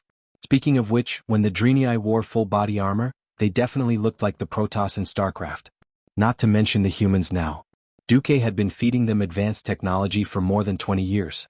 How could the Alliance fight a war now? The infantry flanked, the tanks opened the way, and the self-propelled cannons followed and set them on the ground. Fire the cannons and bombard them. It would be perfect if they could really destroy the Burning Legion's interstellar battleship. Although the Alliance also had flying battleships like the Heavenbreaker, the Willow Nail, which was bigger than a human's fist, looked low-class no matter how one looked at it. As for the race, it wasn't so particular. Now, there were only 3 Queen Zergs left among the Kiraj insect people. They were all under on Kiraj and had become Duque's servants. As long as there was enough meat, he could continuously create a terrifying Zerg army. In the harsh environment of the Outland, delicate things like warhorses couldn't be used. Zergs were just right and he wouldn't feel any heartache if they died. William was happier to see Sartura than his own queen. He was smart enough to completely understand Duque's intentions. William excitedly gave an alliance military salute to Duque. "Your Excellency, please give me your instructions." Since William wanted to do business, Duque let him be. "I have more important things to do in Azeroth. It's about a big conspiracy of the Burning Legion. It's not convenient for me to reveal too much now." Smart people were easy to talk to. William understood with just one look from Duque. The only Burning Legion big boss that could make Duque worry so much was kill Jaden. Yes, kill Jaden the trickster. If it was this guy, then it was only natural that Duque would be in charge. Varian nodded to show that he understood. Duque continued, "The all-out war in the Outer Realms won't start so soon. The Alliance had just gone through a series of battles. Be it manpower or resources, they were unable to support an all-out war in a short period of time. Illidan is not our only enemy. Therefore, I hope that your first step will be to connect with the tribe and open up the road from the Dark Portal to the Glory Fortress. Build 2 railways and build a fortress with 500 people at each end of sight to ensure our supplies. The final goal is to flatten the entire Hellfire Peninsula." William's pupils constricted slightly. Duque's intention was to wipe out the hundreds of thousands of evil beastmen and the Hellfire Fortress, as well as the Abyssal Lord Magtheridon and the Fell Reavers. "How many troops can I have? How many troops to commit in the early stage depends on the supplies. Before the expansion of the Dark Portal, including the advance guard of Glory Castle, there were less than 50,000 Alliance members and 3,000 mechanized vehicles. And then? If I settle the Hellfire Peninsula, and the Alliance hasn't mobilized yet, what am I going to do?" Varian asked. Duque stared into Varian's eyes and saw only determination and confidence. Duque sighed and pointed to the southwest of the Hellfire Peninsula. "If you complete your mission perfectly, then on one hand you can consolidate the position. On the other hand you can pass through here. If my information is correct, there is a road called the Thorn Path that leads straight to the Taroka Forest. If you go west from here you can reach Shotrath City." "Shotrath City? The main city of the Draenei?" Varian frowned. "Didn't the information say that it was besieged by the Beastmen more than 20 years ago and turned into ruins?" "It used to be until a group of Shatrars came." Shatrars meant born in the Holy Light. They were a group of Naru people who came to the Outer Realms to intercept and kill the Burning Legion. The Naru people lived in the ruins of Shotrath City. There was also a small group of surviving Draenei priests who insisted on performing the holy rite in the ruins of the temple in the city. As the news of the arrival of the Shatrars gradually spread, these priests called Aldo quickly regained their lives. The reconstruction of Shotrath City quickly began. If it wasn't for the arrival of another group of invaders, the reconstruction would have been completed very quickly. Here the original history took a beautiful turn. The attack this time was indeed from Illidan Stormridge's troops. However, in history, it was an egg-seeking fool who sent a large group of Blood Elves to destroy this city. Now it was Gagoma, the inspector from Hell Fortress, who led 10,000 Fell Orcs to surround and annihilate the remnants of Shotrath City. When the Fell Orc army crossed the bridge at the edge of Shotrath City, the Aldo bishops and believers also lined up and swore to defend the Dome of Holy Light. But then, less than a quarter of an hour after the fierce battle began, the Draenei who were in the midst of a fierce battle suddenly welcomed a reinforcement army. When Prince Kael, that's heard that the Draenei were going to kneel, he responded to Willen's request and sent his troops from Glory Keep. As a result, when the Fell Orcs were entangled, this Blood Elf army directly shot from behind and used a large number of magic to set off a grand fireworks, turning the Fell Orcs into ashes. Just as the Draenei were joyfully welcoming these reinforcements, something unexpected happened. The Blood Elves knelt on the ground in front of the Draenei. The leader of the army, a Blood Elf elder named Vorithal, rushed into the Dome of Holy Light and asked the leader of the Naru, Adal, to meet him. When he saw the Naru, Vorithal knelt down and said, "I have seen your illusion, Naru. Only you can save my people. My followers and I are willing to serve you." Well, someone under Kaisi had jumped ship. Kael, that's in this life, was not the Blood Elf prince in history who was possessed by the devil. Although Duque had given him full authority to handle the Alliance's diplomacy in the Outland, and even had the right to declare war on the Draenei, or to take back these traitors, Kaisi said, "If believing in the Holy Light can reduce their demon addiction, then I will respect their choice." That's right. The Vanguard army came to the Outland and did not receive the nourishment of the Sunwell for many years. The demon addiction once again broke out among Kael, that's, subordinates. Although it was not fatal, it seriously affected the combat power of this Blood Elf army. In the end, this line of Blood Elves joined the forces of Shotrath City and called themselves astrologers. William rubbed his eyebrows. The forces of the Outland are really complicated. Are you afraid? Duque smiled. A little. William said honestly. Very good. Only by facing the fear in your heart will you truly grow. Go ahead and do it. Even if you blow up the Outland again, I have a way to help you make up for it. William smiled. Chapter 1371. Hey. I wasn't the one who blew up Draenor for the first time. William laughed like a child. The smile on Duque's face was equally amusing. It was Kill Jaden who threw Nizul into my mage tower like a bomb. I merely threw Nizul back. How can you blame me for blowing up Draenor? Yes. It's Kill Jaden's fault. William smiled faintly and came over to give Duque a bear hug. Duke's body wasn't considered thin and weak, but it was a pity that William had inherited his father's genes and had grown tall and strong. Wearing thick plate armor and a large pauldron, he looked almost twice the size of Duque. When they hugged each other, their seniority seemed to be reversed. That was not important. For the first time, William felt the warmth of a family member. Growing up, he was not unfamiliar with Duque, but he was not familiar with him either. During his growth, Duque spent too little time with him. Moreover, the direction of development was not right. He was closer to Duque, who was a warrior, than to Duque, who was a mage. For the past 20 years, he had never felt like a family member to Duque. Their ages were almost 10 years apart. In theory, they were half a generation apart, but in reality they were one generation lower.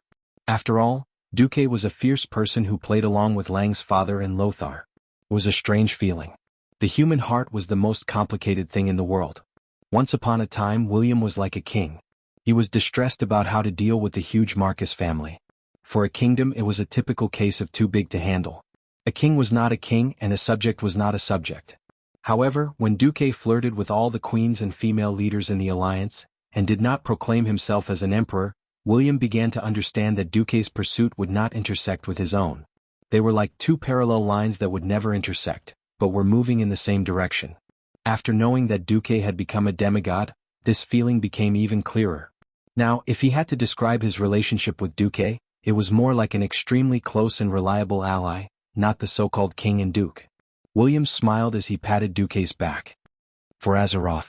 Duque was a little dazed, but he still smiled. Yes, for Azeroth. That's right, what if I fight against Illidan? Duque whispered, don't let him kill you and don't kill him. Infernal affairs, Duque said in a voice that only William could hear.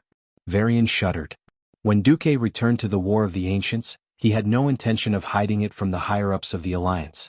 Other than the part where he accidentally slept with Tyrant, everyone knew that Duque had gone to the Burning Legion under the alias of Infernal Affairs.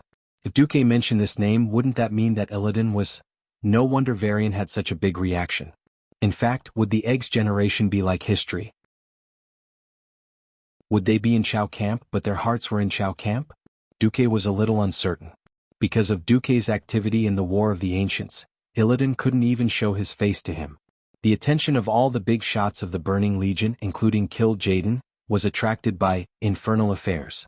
Moreover, after being blown up by the twisting nether, would it cause an egg to make a wrong judgment? After being imprisoned for 10,000 years, would he develop other truly evil thoughts and fall into the path of demons? This was the real Azeroth. Each and every one of them was a living hero, an ambitious and ruthless villain. The human heart was the most difficult to guess. Even Varian had a grudge against Duque for so long, so it was hard for Duque to say what would happen to Illidan. So Duque added to Varian, but the human heart is the most difficult to guess. I can't guarantee that his mind has not fallen because of the long-term use of evil, so you have to judge for yourself. Yes. Varian nodded his head heavily. He couldn't be sure, so he could only classify Illidan as an evil first. After explaining everything that needed to be said, Duque left the command room after leaving the Zergs to Varian. As soon as he walked out and turned a corner, Duque suddenly found Magni in the corner with two secret room guards guarding him.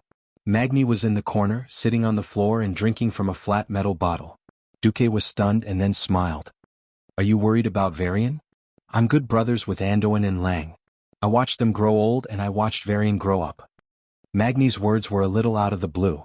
It was exactly because he saw Varian as a symbol of his son. Duque sighed slightly. In the corridor, a breeze blew past, causing Duque's mage cloak to flutter. It's a pity that I missed out on a lot. I couldn't understand you in the past. Because in your dictionary the word loyalty doesn't exist. I'm very curious. Why would a person with no loyalty have such unparalleled courage and a sense of justice? Because I'm a transmigrator. Duque couldn't say this out loud. He could only say, I grew up in a place that didn't belong to the Seven Kingdoms. I just happened to be part of Stormwind. There was no such thing as loyalty if one didn't receive any favors. Oh, is that so? If I have to differentiate, I'm only loyal to my own ideals. Azeroth must not perish. Magni suddenly laughed. He handed the metal bottle in his hand to Duque. On this point, you're better than the traditional Dalajan priests. Those guys would only come out of their damned laboratories when their toilets were blown up. The Dwarf King's bottle was dirty. It had been used for a long time, but Duque didn't mind it at all. He took a big gulp of it. *CK. Is this pure alcohol? Or did some bastard give 100% medical alcohol mixed with water to this bastard Magni? With this purity it could definitely light a fire. What was the concept of alcohol with more than 80% alcohol? Drinking it would make one's whole body feel like it was on fire. Even though Duque had the body of a demigod now, he couldn't withstand it with just his physique alone. In a fit of anger, Duque secretly passed that portion of the alcohol to the flame magic circuit. Damn it, burn it however you like. Even though it was the aftermath of the strong alcohol, Duque still choked to death. Cough cough. Seeing Duque coughing, Magni and the two guards in the secret chamber couldn't stop laughing. Ha ha ha ha. It was rare to see the commander-in-chief of the Alliance and a demigod of the Weave make a fool of himself. Duke plopped down on the floor and leaned over to Magni. This time he took a small sip of the drink. With the first sip and the mental preparation he felt much better. Don't worry, old friend. Although I've never treated William as a real relative, he's an important part of Azeroth. Be it because of Anduin or Lang, I'll nurture him well. Yes. Unknowingly, a human and a dwarf drank too much. Chapter 1372. So dizzy. I want to vomit. I'll vomit if I want to. It's been a long time since I've had this feeling. In a daze, Duque returned to the days when he was still studying. His roommates would drink beer that cost a few yuan a bottle at a barbecue stall, boasting, and if they really couldn't take it anymore, they would go to the internet cafe and sleep on the chairs for the night.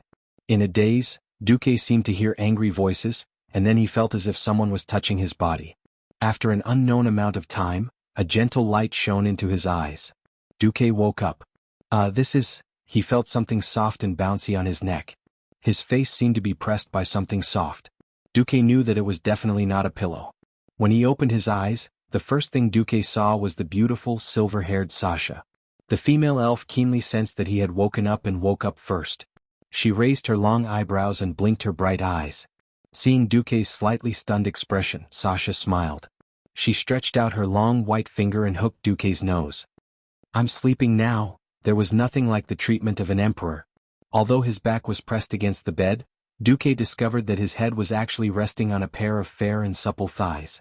There was even a giant cat massaging his face. In Duque's harem, there was no one else but Aurelia who could have such a violent aesthetic of both mass and volume. Duque gently pried open the pair of indescribable things that were blocking his vision, and then he saw Aurelia's perfect and flawless face. I'm really sorry for blocking your vision. The Windrunner's elder sister had a very interesting expression on her face. It was hard to tell whether she was happy or angry. Although she said that, Aurelia just sat there and let him enjoy the treatment of her lap pillow. He turned his head and pressed his ear against Aurelia's smooth and flat waist. Don't say that. This is also my exclusive benefit. As for the shameless Duque, Aurelia no longer had any temper. Do you know what you did last night? In any case, we slayed a god. It's something that only happens once in 10,000 years. What's wrong with celebrating a little crazily? Duque rubbed his face against Aurelia like a child. Aurelia was about to say something when she suddenly remembered her first meeting with Duque. At that time Duque was just a kid. Although age had lost its meaning after immortality, Aurelia's jade face was still as red as fire. Bastard, you vomited all over us after you came back, alright? Sasha complained into Duque's ear. So I can still roll back. Not bad, not bad. Duque replied shamelessly. Be careful, don't move too much. It'll be bad if you hurt the baby. Bullshit. That thing didn't even have fingernails. It's my seed. Can I sense it? Let me tell you, absorbing mana is a very slow process. Don't expect your tummies to swell without a year or two. Duque's demigod descendants were extremely special. They had nothing to say when he used the principle of demigods to suppress them. Then why did you still forbid us from participating in the Battle of Sea Thun? Aurelia was unhappy. Before Duque could speak, Sasha pulled her sister. But it's also a fact that we're carrying Duque's child. Boo-hoo. Aurelia howled dryly. At the end of the day, it was the Windrunner's pride at work. She felt that it was a pity that she couldn't participate in such a battle that only happened once in 10,000 years. But before the battle, who could guarantee that a group of demigods could really defeat a true god? Even if it was a weak true god who had forcefully broken free from a sealed state. If they were not careful, she and Sasha would become pregnant with Duque's posthumous child.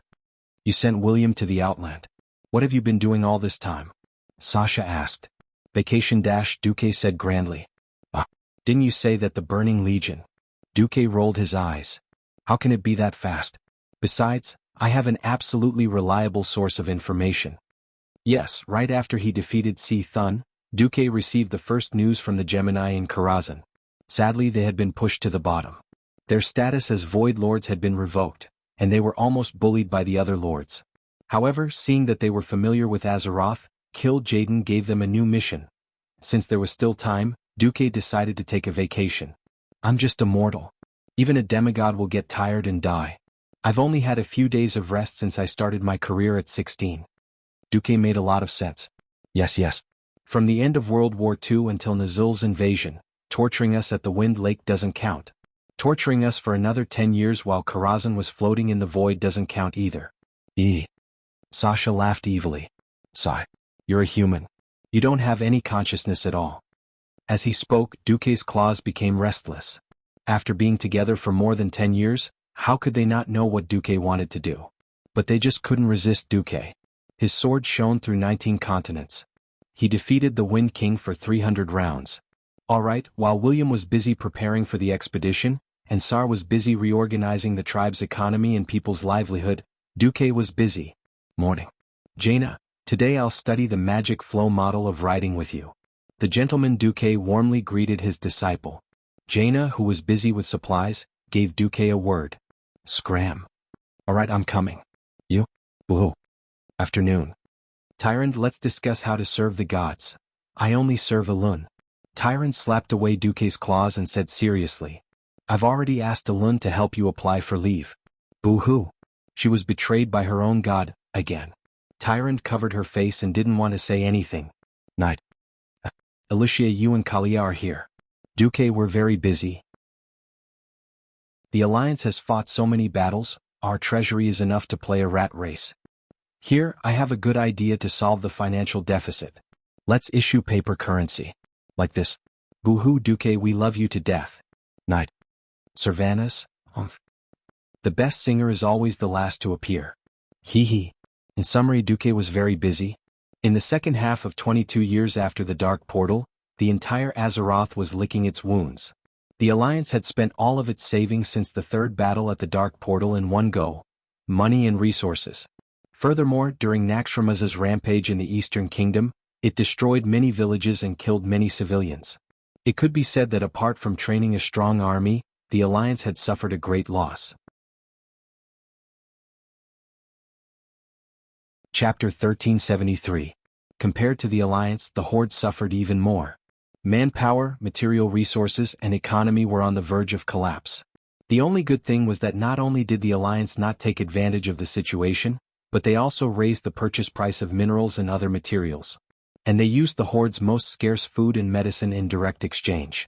They could shamelessly ask the Alliance for supplies. Wajin now felt like a beggar, running to the Alliance every day to ask for disaster relief supplies. But manpower was not enough. Unless all the orcs were genetically modified, it would be impossible for Thrall to create a population of hundreds of thousands in a short period of time. 150,000 adult orcs, 50,000 Tauren, 20,000 trolls, 20,000 Forsaken, 20,000 goblins, and 38,000 goblins. The total adult population of the Horde was less than 300,000, not even as large as a human kingdom. What's worse, this number was a lot of exaggeration. Most of the Horde were rough people and most of them were illiterate. It was good enough to count up to 3, and those with a little bit of culture ran to be shaman priests. Do you think the shaman would be the ant of the horde's population statistics? This number was calculated with the help of the unreliable goblins and Forsaken. Because the horde's territory was sparsely populated, transportation was inconvenient, and many villages did not contact the outside world for 10 days to half a month. No one knew whether or not they had been destroyed. Thrall only knew that help letters were being sent to Orgrimmar, asking for people, food and wood to build houses. Thrall felt a headache coming on. At this time the Alliance made an offer that the Horde couldn't refuse, an expedition to the Outland together. In Tanaris, in the Horde's retreat camp, Thrall and a group of chiefs welcomed a visit from Duque. The Outland and Draenor that the Alliance calls and the Our World, that you call, have millions of your Orc compatriots, don't they?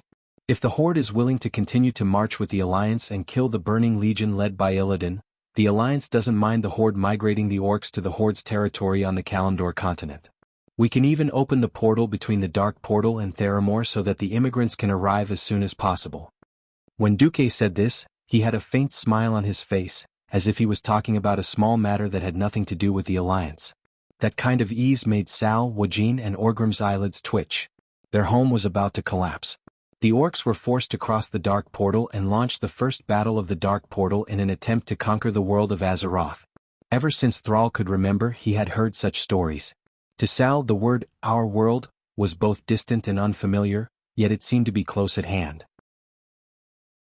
Regardless of whether this could be blamed on the conspiracy of the Burning Legion, in the past 25 years Dan, who had grasped the power of the tribe, abused his dark powers and caused the Orcs' homeland to wither. Then Nazul courted death and blew up the Orcs' homeland again. Just by looking at the tragic scene of the Hellfire Peninsula that Duque had provided, Sal and the other tribal elders felt their hearts wrench. It's even more dilapidated than before. Orgrim muttered in a dreamy voice. In the past, the old tribe had gathered an army numbering in the millions and gathered in front of the Gate of Darkness. They wanted to use crude weapons and the strong bodies of the beastmen to destroy all their enemies. Unfortunately, the past became nothing in the blink of an eye, and the million-strong army was annihilated. The past was the past, and what was in front of the tribe was a choice that they had no other choice. Privately, every beastman was his brother and sister. Sal could not abandon his compatriots and leave them to die in a world that was being destroyed day by day. Publicly, the addition of millions of beastmen could definitely greatly strengthen the strength of the tribe. Any of the chiefs would be good, and there was no reason to refuse. With a few simple eye contact, the tribe had reached an internal consensus. Sal said in his deep voice, "Fight against the evil Burning Legion and save our compatriots. This is the tribe's duty and obligation. The tribe will attack." Duque nodded gently, "Very well." Then Duque's eyes were like lightning as he swept across the audience. As long as the chiefs were a little weaker, they did not dare to look at Duque's eyes that were full of elemental fluctuations and divinity. They all bowed their heads. "I know the tribe still has doubts. Is the Alliance too good to the tribe?" The wise men led by Wajin were silent. Only Wajin raised his head and looked at Duque without fear. Not only him, but every chief was waiting for an answer. Duque smiled coolly. "Everyone here, even the chiefs who have fought directly with the Burning Legion, may still have the impression of the Burning Legion when hundreds of thousands of demons swept through Mount Hyjal, right?" Grom and the others nodded. "With the help of the dimensional dragon King Nozdormu, I went back to the ancient war 10,000 years ago." Duque gently waved his hand, and a three-dimensional projection of the war suddenly appeared in front of the tribal chiefs. Hiss! Many chiefs gasped on the spot. They saw the incomparably strong boar god Agamagan, with his violent charge, easily knocking a large group of demons into the air, and tearing everything in his way to pieces with his long tusks. In the southern part of the Barren Lands, the core area of the tribe's territory, there were two places, Razor Highland and Razor Swamp. Most of the tribal chiefs had a deep understanding of the ferocity of the boars and the boars there. When they saw Agamagan, who was worshipped by the boars, the shock they felt was far greater than that of other demigods. However, under the siege of tens of thousands of demons, this seemingly invincible demigod finally exhausted his strength and life, and was finally killed by two low-tier void lords. Not only Agamagan, but a large number of demigods, including Malorn the White Deer, who was known as the #1 god of the Azeroth wilderness, died in this battle. The 5-minute video ended very quickly. In the huge tent, only the howling of the Tanaris desert echoed. Duque was clearly calm, but everyone felt that his voice was full of sonorous temperament. In the ancient war, demigods were like dogs and the strong were everywhere. Do you want an answer? This was the answer. So what if the Alliance let millions of tribes enter the world of Azeroth? It was just a few million more cannon fodder. That's right. When the Burning Legion really invades, millions of tribes are cannon fodder, and so are tens of millions of Alliance members. You are cannon fodder and even I, a demigod, am cannon fodder. In the face of absolute power of destruction we are no different. Unknowingly, Sal and the other chiefs' breathing had become heavy. Chapter 1374. Duque, speech continued. But we're also very lucky. Azeroth is the only planet in the vast universe that has a powerful planetary protection spell formation. As long as the spell formation is still functioning, we don't have to worry about the strongest demons of the Burning Legion breaking into Azeroth. Archaerons can't, Kill Jaden can't, and even Sargeras can't. Let's work hard. If we don't want our descendants to be enslaved by demons, and if we don't want our homeland to be destroyed again, we can only work together. Duque's words were like a giant hammer pounding on the hearts of every chief. It was thought-provoking. If Duque had said this during the first battle at the Dark Portal, he would probably have been laughed at. But after experiencing so much, especially after Mount Hyjal, the tribe had a deep understanding of how powerful and terrifying the enemy was. Duke's seemingly overly magnanimous action was ultimately determined by the huge difference in realm and vision between the leader of the Alliance and the leader of the Horde. In front of the Burning Legion, a super-powerful enemy that would become almost impossible to resist if they were not careful, the grudges between the Alliance and the Horde were nothing more than child's play. Duque, we understand. Let the Alliance and the tribe continue to work together to resist the Burning Legion. Thrall punched himself heavily in the chest. I swear that as long as the Alliance doesn't break the Covenant, the tribe will be the Alliance's ally. Duque nodded. I also swear that as long as the tribe doesn't break the Covenant, the Alliance will not take the initiative to attack the tribe. One pair was big, one was small. 4 hands with completely different styles were tightly clasped together. Thrall, you know that I've become a demigod of the Weave. I really can't leave now. As for the specific matters of the expedition to the Outer Realm, Varian Rin will come to discuss with the tribe later. Okay. When Duque and Thrall finished discussing the big issues, Grum suddenly stood up. Yo, old friend, what's wrong? Duque asked with a smile. The famous Lord Howl was old. Time had left a deep mark on this legendary hero who had experienced 3 battles at the Dark Portal, Mount Hyjal, and on Karaj. Grum had lost an arm and a lot of his hair had fallen off. He tied the rest of his hair into a messy bun and tied it behind his head like a spring onion. His once resolute face was now full of wrinkles.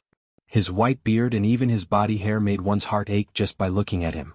Was this still the same Lord Howl who had sent Cenarius to the afterlife with a swing of his axe and instantly killed an Abyssal Lord? Duque did not speak. His heart was filled with complicated emotions. It was his intervention that prevented this legendary hero from dying before the Battle of Mount Hyjal. It was also because of his actions that he truly understood what it meant to be a hero past his prime. In the entire battle of Karaj, Grum did not perform well at all. Perhaps letting Grum die as he did in history was the best ending for an incomparably courageous orc warrior.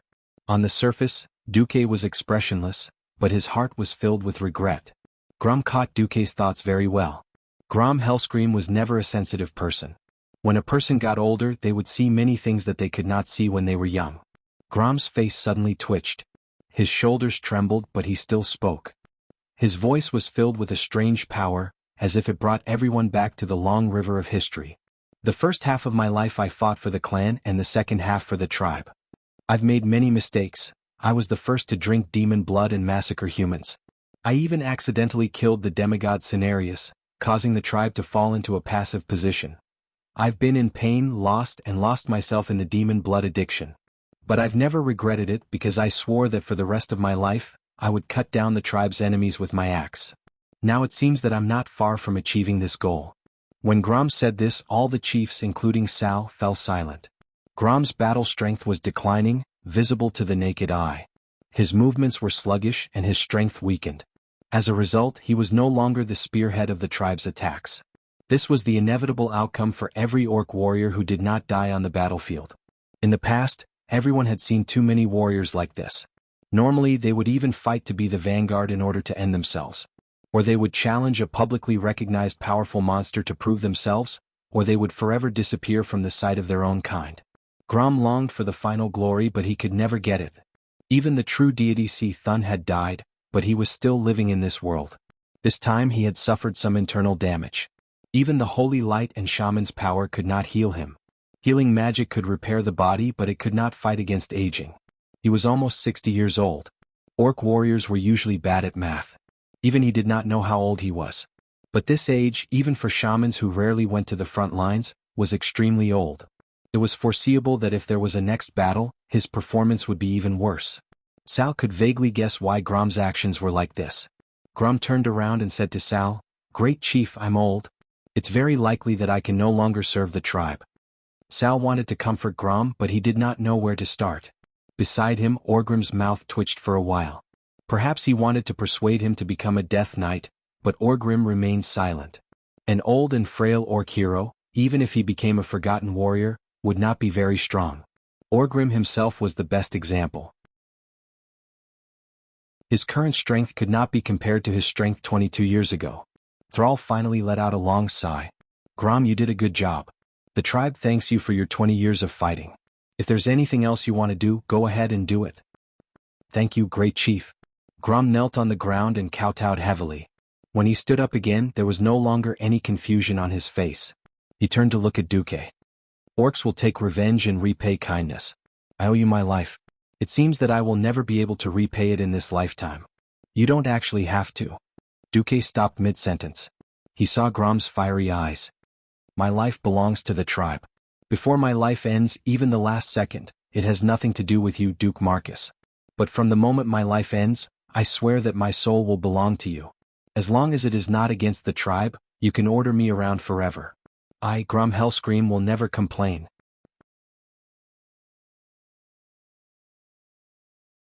Chapter 1375. That's right. Being loyal to Duque, a demigod, could theoretically grant him many benefits such as eternal life and power. However, Duque never thought that someone as staunch as Grom would submit to him for something that mortals yearned for but could not obtain. A true hero did not care about life and death. To have such an outcome, it could only be said, "You reap what you sow." There was no Duque who saved Grom's life time and time again. There was no Duque who handled the relationship with the Horde fairly. There was no way he could gain the loyalty of a legendary hero like Grom. To this day, even if Grom died of old age in his bed, he would still be the greatest hero of the Horde, and would be remembered by countless descendants. If Grom chose to repay the debt of gratitude, it would instead cause him to have the possibility of losing his illustrious reputation. The Beastmen could not accept a hero who sold his soul after death, even if this hero had contributed greatly to the Horde. Without the interference of the Devil's blood, the Beastmen's values had returned to before they fell into madness. It was the typical way of nature, where the soul returned to the earth and longed for the blessings of their ancestors. Although they could reluctantly accept a forgotten one like Orgrim who had come back from the dead, it did not mean that they respected him from the bottom of their hearts. This natural conflict between life and death was not something that could be easily resolved. Therefore, Grom's actions were a contradiction in itself. The glory of the Horde? Or his own principles? His actions could not be said to be wrong, nor could they be said to be right. However, no one could deny that if the legendary hero Grom became a sole messenger under Duque, it would undoubtedly deepen the bond between the Horde and the Alliance. It was very likely that this would become a completely new bridge that could not be estimated. To the Horde, who was on the weaker side, this might be an opportunity. At this moment, everyone looked at Duque. Duque had a faint smile on his lips, but what was more eye-catching was his open arms. "I am not a hypocrite. Under my command, I have a Black Witch who has done many evil things, a Holy Knight who has turned into a monster, and a Frost Dragon who once ravaged the continent. Why can't I have a Beastman hero? As long as you have the same goal of fighting against the Burning Legion and protecting Azeroth, I welcome all powerful people to join. So welcome Grom." Duque. Unknowingly, Grom felt himself choking up. In this life he had never knelt to anyone. Even if it was 2 generations of great chieftains, he would only bow to them and hit his sturdy chest with his fist. But at this moment he had the urge to kneel down on one knee. Not because of loyalty, not because of the formal master-servant relationship, but because of Duque's magnanimity in abandoning hatred and narrow national prejudice for the sake of the world. As soon as he bent down, he found himself hugged by Duque. In terms of physique, it looked ridiculous. Although Duque was more than 1. 8 meters tall, he was still like a child hugging an adult to a burly orc who was 4 meters tall. Grom froze for a moment, then bent down and used his remaining right arm to gently pat Duque's back. It had nothing to do with race or identity. They were comrades who shared the same goal. Pah, pah, clap, clap, clap. As the chief, Sal was the first to applaud. The deep and resounding applause woke everyone from their stupor. With Sal taking the lead, the other chiefs started to follow in this rather human way of encouragement. Palms the size of palms started to clap. "Congratulations, Grom," Orgrim said from the bottom of his heart. It was a pity that Undead didn't have tears, or else he might have shed tears of excitement. "Congratulations, Grom." Sal had a sincere smile on his face. He felt very conflicted. The chief he trusted the most was about to reach the end of his life, but he had chosen a path that no other orc had taken before. Perhaps this would be the start of a new glory, or perhaps an unknown tribulation and curse. Even if he didn't think that Duque would look down on Grom, what if the alliance and tribe fell out in the future? Thinking of this, Sal couldn't suppress the anxiety in his heart. However, as long as he was still the chief, the tribe would not go down the wrong path and go against the alliance, right? After the hug, Duque turned to Sal. "I still have work to do. I need to focus on the expansion and stability of the magic net in the next few days. If it's about the situation with Azeroth, please look for Magni. If it's about the Outland expedition, please look for Varian."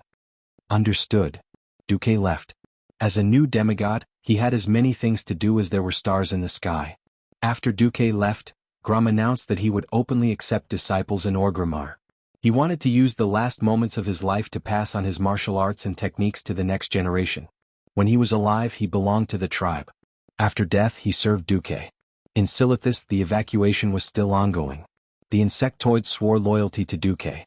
To many people, this wasn't absolute insurance. Duque didn't object and agreed to keep the Cenarian fortress. He also promised to strengthen the railway from Tanaris to Ungoro Crater, and then to Silithus. Firstly, it was to monitor them, and secondly, it would increase the Alliance's territory. Sending the insectoids of Ahn'Qiraj to the Door of Darkness thousands of miles away was definitely a huge project. The insectoid stamina wasn't unlimited. They had huge bodies and powerful combat power, but the price they had to pay was an astonishing amount of food. If they really migrated with the insectoids, it would probably be no different from the Qiraj insectoids sweeping through the Kalimdor continent. Thinking of this, Duque felt a headache coming on. Tens of thousands of insectoids couldn't use the portal at all. Otherwise, even a demigod like Duque wouldn't be able to handle the shocking mana consumption. But there was a way. Emperor Vecnilus smiled and gave Duque an idea. "Master, you only want the insectoids to be mounts and combat power in the Outland. Why don't you transport the eggs to the Door of Darkness and hatch them?" "Oh, there was such a thing?" Duque blushed. "Alright, your suggestion isn't bad. But I'm worried that the cursed land where the Door of Darkness is located will affect the will of the new Qiraj insectoids. Set the hatching point at the intersection of the Land of Sorrow and Upwind Path." The Land of Sorrows was the Swamp of Sorrows.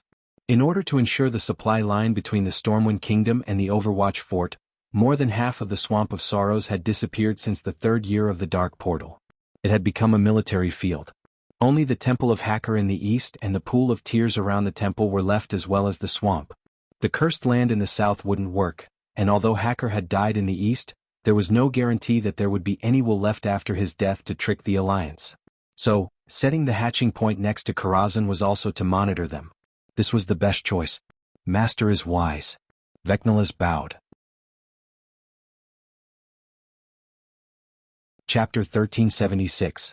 After handing over the Alliance's affairs, Duque opened a portal to Darnassus and visited the moon goddess Elun in the moon goddess temple. Under the night sky, Duque waited for the goddess will to arrive. There was no overbearing aura, no supreme majesty. There was only a gentle aura, just like the moonlight that was as clear as water. "Thank you, Duke Marcus. You've done a lot for this world. I'm glad that you've once again proven that my foresight was right." If giving Tyrant to Duque in the ancient war 10,000 years ago was a little like throwing the kin away, Elun was more gratified now. After spending more than 10,000 years together, she had long treated Tyrant as her own daughter. In fact, she had spent more time with Tyrant than she had with her own son, Cenarius.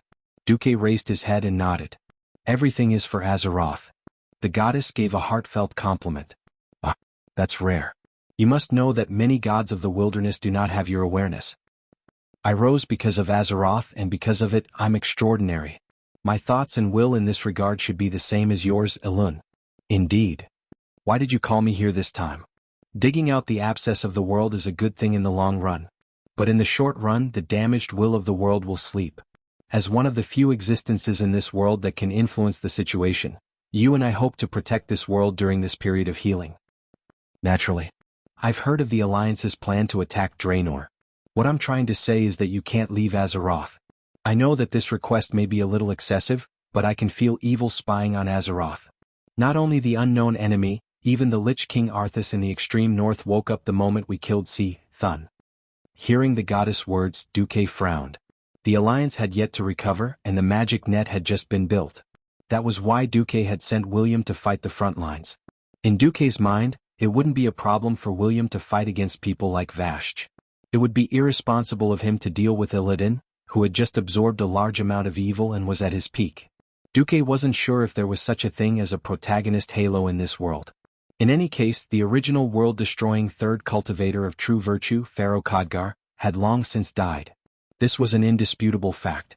If William, who was supposed to become the leader of the Alliance, died prematurely in the Outland, Duque would be at fault. On the other hand, since Elun had mentioned Arthas, Duque had to be on his guard. No one could guarantee that Arthas would wait until both Illidan and Kil'jaeden were kneeling before her. What was an ambitious and ruthless person? An ambitious and ruthless person could do what others couldn't. Ambitious people could endure and wait, but they would never sit and wait for death. If he discovered that Duque was preparing to launch a blitzkrieg attack on Delano's Ice Crown Fortress, Arthas would immediately jump out to fight with Duque even if he was not in his complete form. Phew. Duque let out a long sigh and thought about it again. He looked at Tyrande, who was beside him, and met her expectant eyes. All right. I promise you. Elun heaved a sigh of relief. A wise and reasonable decision. Delano's star soul has already been annihilated. Even if you use your main body to descend there, you will only be a slightly stronger mortal. If you encounter any misfortune, the divinity of Azeroth that you possess will instead become the key for the Burning Legion to open the protective array of planet Azeroth. Duque understood what Elun meant. If he used his main body, he wouldn't gain much even if he won, and if he lost, he would even lose his pants. If it was in the past, he would naturally not be afraid of those who wore shoes. With nothing, it was easy to be fearless. Now that Duque had a large family business, he had started a harem of the highest quality in all of Azeroth.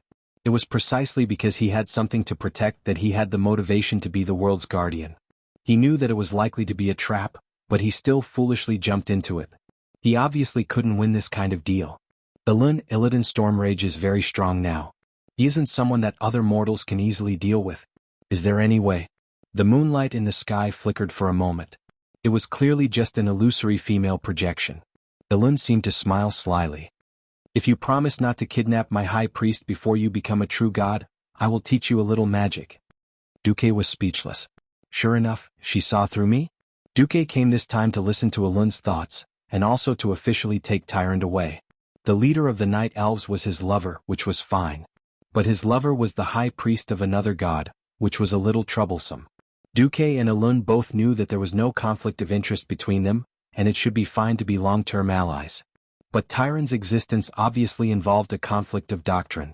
The high priest was the highest representative of a god in the mortal world, and his faith and ability were absolutely impeccable. On the other hand, because of absolute faith, a god only needed a thought to destroy his high priest. Duque didn't want the sword of Damocles to hang around Tyrande's neck all day, so it was necessary for Tyrande to change her faith. Even if she didn't believe in him, becoming a non-believer or something else would be better than now. This was a matter of principle.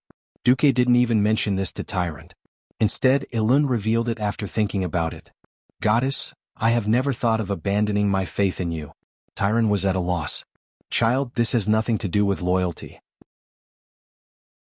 It's rare for a powerful demigod to appear in Azeroth, and she has a strong will to fight against evil. As long as you don't object, I am willing to see you become our bond. The moonlight shone down gently, like a mother's hand, gently stroking Tyrande's green hair. This? Elun looked at Duque again. But Tyrande has served me for more than 10,000 years. Everyone in the Night Elves and Cenarian Circle has accepted this fact. It won't be easy to change. Tyrande has to at least cultivate an outstanding successor. At least you have to become a true god. Only then will it be easier for Tyron to take that step. Duque bowed slightly. Your wisdom is unparalleled. I agree. Thank you for your understanding.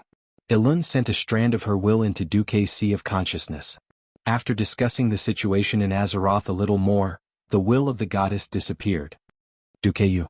Tyron's expression was extremely complicated. Elun is a kind goddess. Can't you see that she is also blessing us? Duque gently pulled Tyron into his arms. Unknowingly, their fingers were intertwined. After a long time. You should go back first. My mind is in a mess. Okay. That night, Duque did not stay overnight and returned to Karazhan. Chapter 1377. Back in the heart of Karazhan, Duque sat on the throne of elements. How are the users of the Weave responding? Duque could easily monitor the situation of the Weave, but he could not communicate directly with the users like Khadgar could. Khadgar deliberated for a second or two. Most of them praised this as an epic-making feat. It's simple, fast, and safe. The only problem is that they want to increase the upper limit of mana usage and lower the requirements for using magic. Reject them. We are not the Church of Holy Light that saves everyone. Greedy people who do not follow the rules of equivalent exchange will be punished, from cutting off the Weave to killing them. Duque made the decision on the spot. Understood. Emperor Wickler nodded. Cursing people was not something he liked. Killing people was what he liked. The swarm of insects did not have complicated thoughts. Those that did not listen were always killed. Since they had recognized Duque as their master, they could only obey. After dealing with a few urgent problems, Duque began to rearrange the distribution of the Weave. In Duque's mind, the Weave was not only the internet of the magic world, but also a warning net. It was a permanent shield that could provide support to his mages at any time, allowing them to cast powerful spells. In the early stages of the Weave, it was easy to set up controlled mana channels in the main cities. However, once the Weave was formed, it could not be so simple to inject elements. The spiritual force that mages contributed to the Weave could not be casually recycled either. All power had to be guided and filtered in a standardized manner. This was like a water plant. After taking a large amount of water from a clean source, it could not be sent to thousands of households. First, it needed to be filtered. From the simplest sedimentation tank, to a high-density filter, and then to a chemical disinfection process. Then, it needed to be tested, from microbes and bacteria to chemical substances. Finally, the finished water could be released and flowed into the hands of the users. What Duque wanted to do was very similar to a water plant. In the past, mages simply and crudely drew elements from the elemental realm into their bodies, combining them with the mana in their magic circuits, and then releasing them to form magic. This was a serious problem of insufficient filtration. In order to attract all the mages to use the Weave, it first had to be pure. At the same time, he used the recovered mental strength to unify the mental strength and imprint the will of the entire Demon King. This would effectively prevent the Weave from being abused by outsiders or having its control stolen. Lastly, why were magic incantations so long? It was not because it required so many incantations to use the elements, but because it required so many incantations to make the elements stable and controllable. Since ancient times, magic researchers had racked their brains in order to make magic compound reactions and prevent the magic elements from destroying a mage's body as much as possible. In order to surpass these pioneers in magic, the Weave needed to be able to construct a magic model in the shortest time possible after a mage made a request to cast a spell, and then deliver it to the mage safely and quickly. After achieving these 3 points, the final key was to have a wide coverage area. This was just like a cell phone. No matter how beautiful a cell phone was, it would be useless if there was no signal. How to expand the Weave in every corner of Azeroth was Duque's future task. It was foreseeable that this would be a very long process. Phew. Fortunately, I still have time. After Duque expressed his thoughts and design intentions, the rest was left to the elemental emissaries to discuss and implement. Returning to his bedroom, Duque found that Jaina was already there. It's rare that you're here so early. I thought you'd be busy for a while? Duque was not joking. There were so many kings in the Alliance, but Jaina was definitely the busiest one. When the Horde suffered a disaster, most of the Alliance's aid was first transported to Theramore, and then transferred to small boats or offshore flatboats. Later, once the orcs migrated from the Outer Realm, the orcs from the Dark Portal would also be sent to Theramore through the portal in the Watchtower. Basically, there were as many things that needed Jaina's personal approval as there were stars in the sky. Jaina combed her brilliant blonde hair and revealed a charming smile. Please, the person who called me here is my most respected teacher, the man I love the most. Even if you were bored and suddenly wanted to discuss the flow of magic under the M-shaped posture, I had to come. Duque facepalmed. Am I such a person who can't distinguish between public and private matters? Jaina smiled without saying anything. It was clear that she was saying, you are. Alright, there's a change of plans. I'm not going to the outer realm. I was going to go, but Elun persuaded me not to. While the soul of Azeroth is asleep, she doesn't want me to leave Azeroth.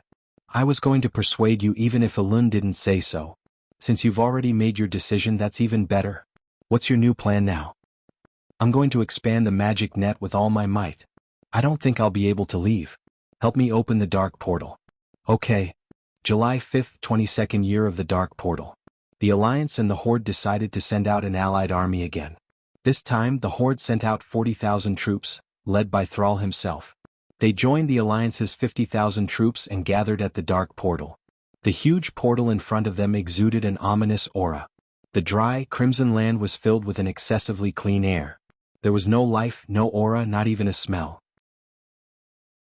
Thrall, who was born in a human kingdom, had thought that the terrible barren lands or the dry Silithus desert were the worst places. He didn't expect this cursed land to bring him an even greater shock. Is this the door of darkness in the cursed lands? Thrall murmured. Yes. Our people are on the other side of the portal, Orgrim said softly. It's time. Not far away, Varian was riding a red, four-legged insect. It looked black, with sharp insect horns and long, sharp legs that didn't match Varian's silver-white armor. However, since both the Alliance and the Horde were the same, there was no need to laugh at each other. Thrall nodded at Varian. William pulled out one of his artifact swords and raised it up high. The sunlight reflected off the blade, giving off a dazzling radiance. Not far away, Jaina, who was standing on a magic formation on a high platform, started chanting an incantation. It was a restriction placed on the dark portal, preventing it from obtaining power from anywhere around it. Inside the huge door, there was an illusory mix of black and green waves, like tumbling mud. In the next moment, before the portal was completely formed, countless demons pounced out of the dark portal. Chapter 1378. Whoosh whoosh whoosh. Accompanied by the piercing sound of the wind, black cannonballs flew across the sky not far from the allied army. They were like a flock of migrating birds, covering the sky and the sun. However, they flew lower and lower. They were so densely packed according to the predetermined shooting pattern, like a black blanket covering the top of the demon army. The floating fortress Naxxramas, plus the watchtower artillery position that stretched for several kilometers, thousands of giant cannons fired at the same time, forming a barrage that turned the entire sky into a black tide, slapping fiercely into the turbulence formed by the demons. The process of the shell explosion seemed to be very slow. Even 2 or 3 kilometers away, it could be clearly seen that the huge demons were blown apart, and then the broken limbs and wreckage exploded into the sky. The slowness was just an optical illusion. With the crimson ground as the background, waves of shells screeched through the void, and some stray shells even brushed over the coalition army formation, exploding into the open space in front of the formation, sending dirt and gravel soaring into the sky. This was not the first time he had seen the Alliance's artillery formation. Every time he saw it, he still felt his blood surge and couldn't control himself. Sal was suddenly glad that the tribal warriors didn't have to brave such terrible artillery fire to attack the Alliance's position. Long-range artillery cleansing. Sniper arrows shooting. Magic saturation attack. Spear volley piercing. Without passing through these 4 lines of death, it was impossible to touch the Alliance's position. However, now the unlucky ones were the demons of the Burning Legion. There were a few blind elite demons who tried to rush over with the shells, but they didn't end up any better than the previous ordinary demons. The Alliance had larger caliber artillery, and as long as they weren't immune to fire damage or had a wide area, protective shell magic shield, they would die. Sure enough, in less than half a minute, those guys were blown to pieces by small steel cannon-level mortars. Sal was a little worried that such a fierce artillery attack would destroy the dark portal together. However, he saw a scene that surprised him. Under the fierce artillery attack, the dark portal did flicker in the fire, as if it would collapse at any time, but this didn't happen. An unexplainable magical power repelled the cannonballs flying in all directions. In the center of the field of vision, it stood there. In his perception, it didn't exist. The dark portal was a special existence that seemed to be located in the center of the cursed lands, but it was actually located in a different spatial dimension. The violent bombardment continued. The demons collided with the cannonballs and broken limbs and flesh rained down like a downpour. In the end, even the tribal army was a little numb. The orc warriors yawned, and the Tauren warriors scratched their buttocks. It was as if the Alliance's cannons were not powerful demons that could slaughter an entire village, but a group of moving targets. The bombardment lasted for about 10 minutes, and then Jaina's voice came through the magic transmission. There aren't many demons left. The artillery fire ceased within a minute. Thousands of cannons fired continuously. The scene was quite shocking, but it was a pity that the cost was astronomical. If it wasn't for the recent introduction of a new currency nicknamed Azeroth RMB, with gold as collateral, which was very popular and unanimously recognized by the Alliance tribes, to a certain extent filling the empty national treasuries through the issuance of additional currency, the Alliance quartermaster and internal affairs officer would probably have to jump into the river. Woo woo woo, the orc trumpeter blew a huge horn, and the desolate and heroic sound of the horn echoed in the cursed lands. That was the sound of the horn to attack. Attack. Sal raised the hammer of destruction high, squeezed his legs on the white-furred wolf under him, and led the charge forward. It had to be said that on a battlefield full of huge pits that were more than a meter deep, the wolf mount was better than the Alliance's warhorses. The large pit that the steam tank would lie in could be crossed by the wolf with a light leap, and as a native breed of Draenor, there was no problem of acclimatization. As long as there was enough meat, the wolf was one of the most ideal mounts in the Outer Lands. Fortunately, the Alliance didn't have to rely on the Envy tribe this time. Seeing that the tribal army quickly drowned out the scattered demons in front of the Door of Darkness, and then entered the Door of Darkness in an orderly manner, William clamped the slightly hard abdomen of the insect, and the insect that looked like a small car with a black base and red rings immediately strode forward with its 4 long sickle-like legs. As soon as he passed through the Door of Darkness, he suddenly felt a sense of weightlessness, as if he was falling from a high altitude. However, it was only for a moment, and he and the insect quickly turned into a stream of light, crossing the void that was measured in units of light years. When he came back to his senses, he was already on the back of the insect, on a long and wide illusory passage, charging towards the space outside the Door of Darkness. Outside the door, there was a pitch-black sky with a fiery red base. In front of the Alliance soldiers, reflected in their vision, 2 armies were engaged in a life-and-death battle on the similarly red land in front of them. All the sounds of battle seemed to be isolated by an invisible wall of air. The moment William led the vanguard knights of the Griffin Legion out of the Door of Darkness, the earth-shattering sound waves were like crashing waves crashing against the shore. It violently impacted everyone's eardrums. What William saw was a huge Lord of the Abyss, a stone giant that was covered in green flames, and a large number of evil demon guards and doomsday guards. The only fortunate thing was that the number of these evil demons wasn't so high that it would make people feel hopeless.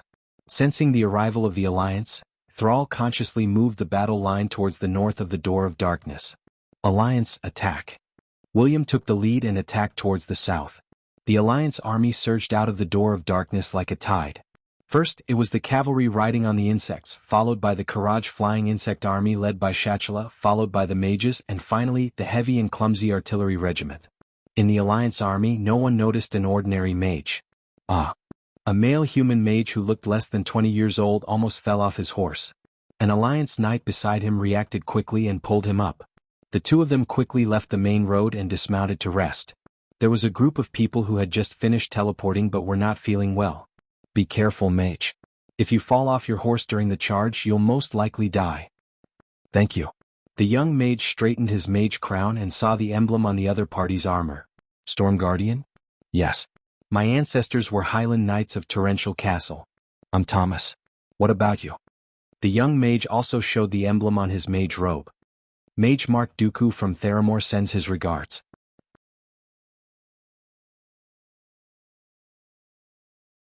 Chapter 1379. Karazhan Magic Training Room. After injecting highly concentrated liquid mana into the magic circuit in Jaina's body and training her to the point where she was barely breathing, Duque ended the night's lesson with satisfaction. Wiping away Jaina's sweat, Duque showed her a new spell. This is. Jaina, who was tired and sleepy, suddenly opened her eyes wide. She saw a person in the huge 108-inch curved magic mirror projection. Even if it was just a back view, Jaina would never mistake it for Duke's back view. Gianna was certain that this was a real-time image, because she could see the Varian trio attacking from the far end of the image. Jaina knew that the allied forces of the Alliance and the Horde were fighting against the Burning Legion at the gate of the Dark Portal in the Outland. Jaina directly contacted the mages in the Outland through a magic message and opened another real-time image.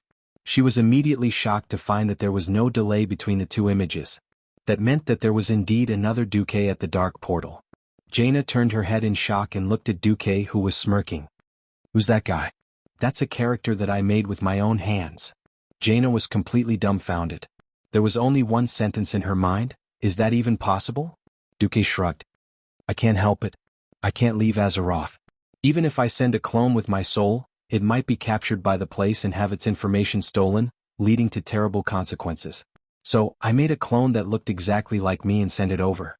With that, Duque sat on a comfortable chair and gestured for Jaina to sit over.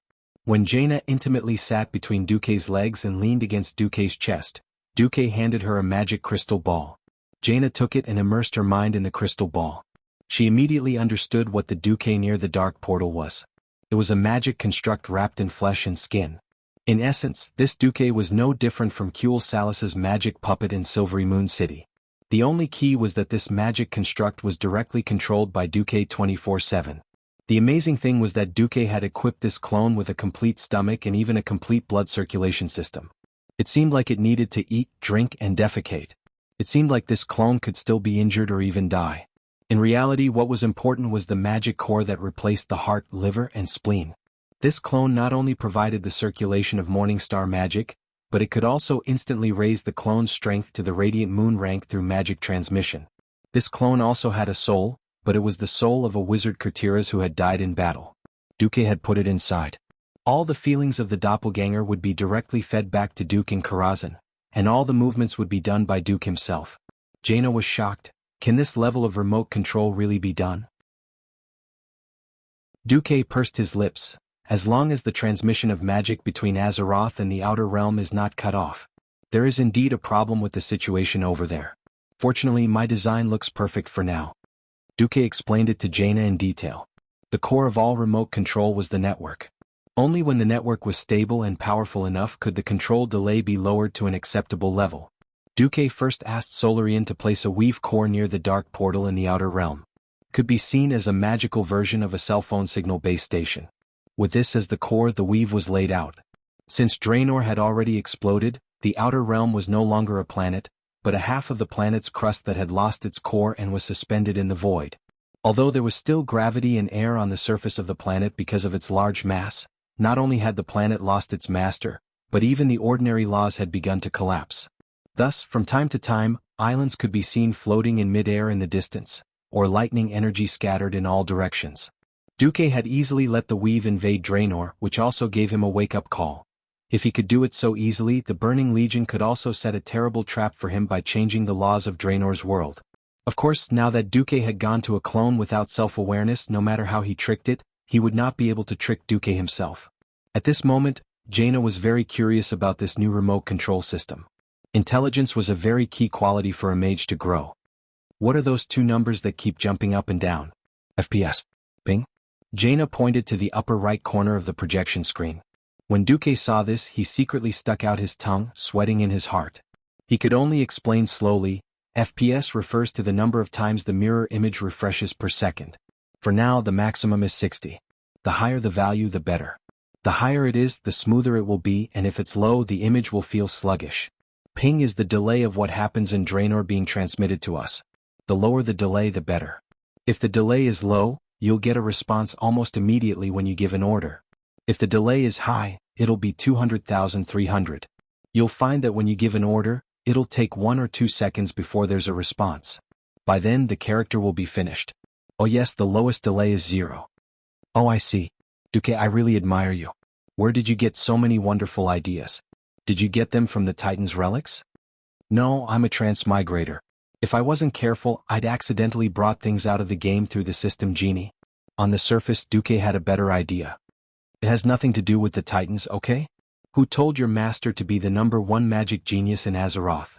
Very arrogant and asking for a beating. But inspiration was the most mysterious thing.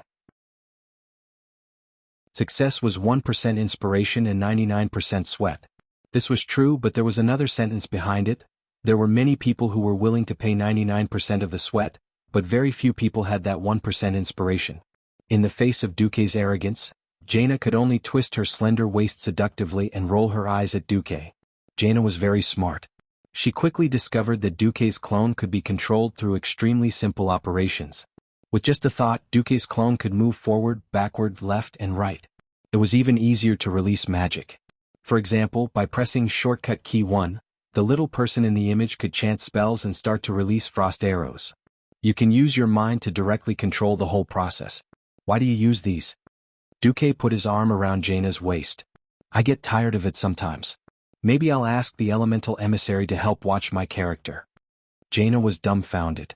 There was actually such a suffocating operation?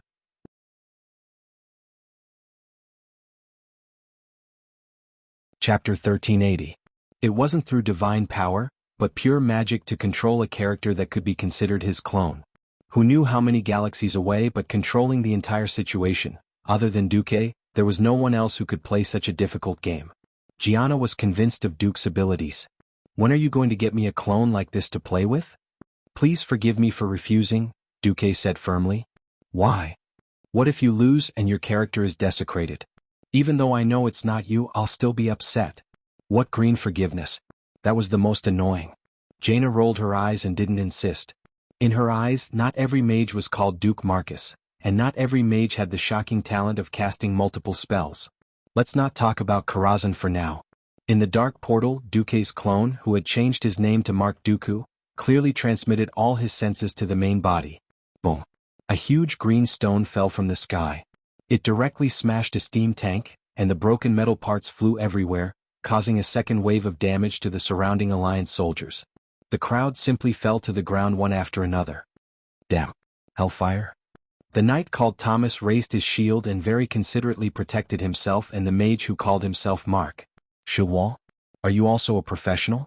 Duque asked. Let me emphasize, in the standard sense, a knight was a noble title between a noble and a commoner. Cavalry was a soldier, while holy knights were professionals. Yes, a mid-level warrior. Right, can you deal with that thing? Thomas pointed his sword at the hellfire monster that quickly turned from a large stone into a green giant bathed in fire. Don't joke. Mages would be exhausted if they could win against that. In fact, they didn't even need to do anything. There was an Alliance second lieutenant who shouted, Holy Light Iron Fist. Who has the Holy Light Iron Fist? The full name of the Holy Light Iron Fist was Highly Concentrated Holy Light Shoulder Type Demon Fighting Weapon. Because it looked like a rocket launcher with the word Iron Fist on it, the soldiers called it the Holy Light Iron Fist.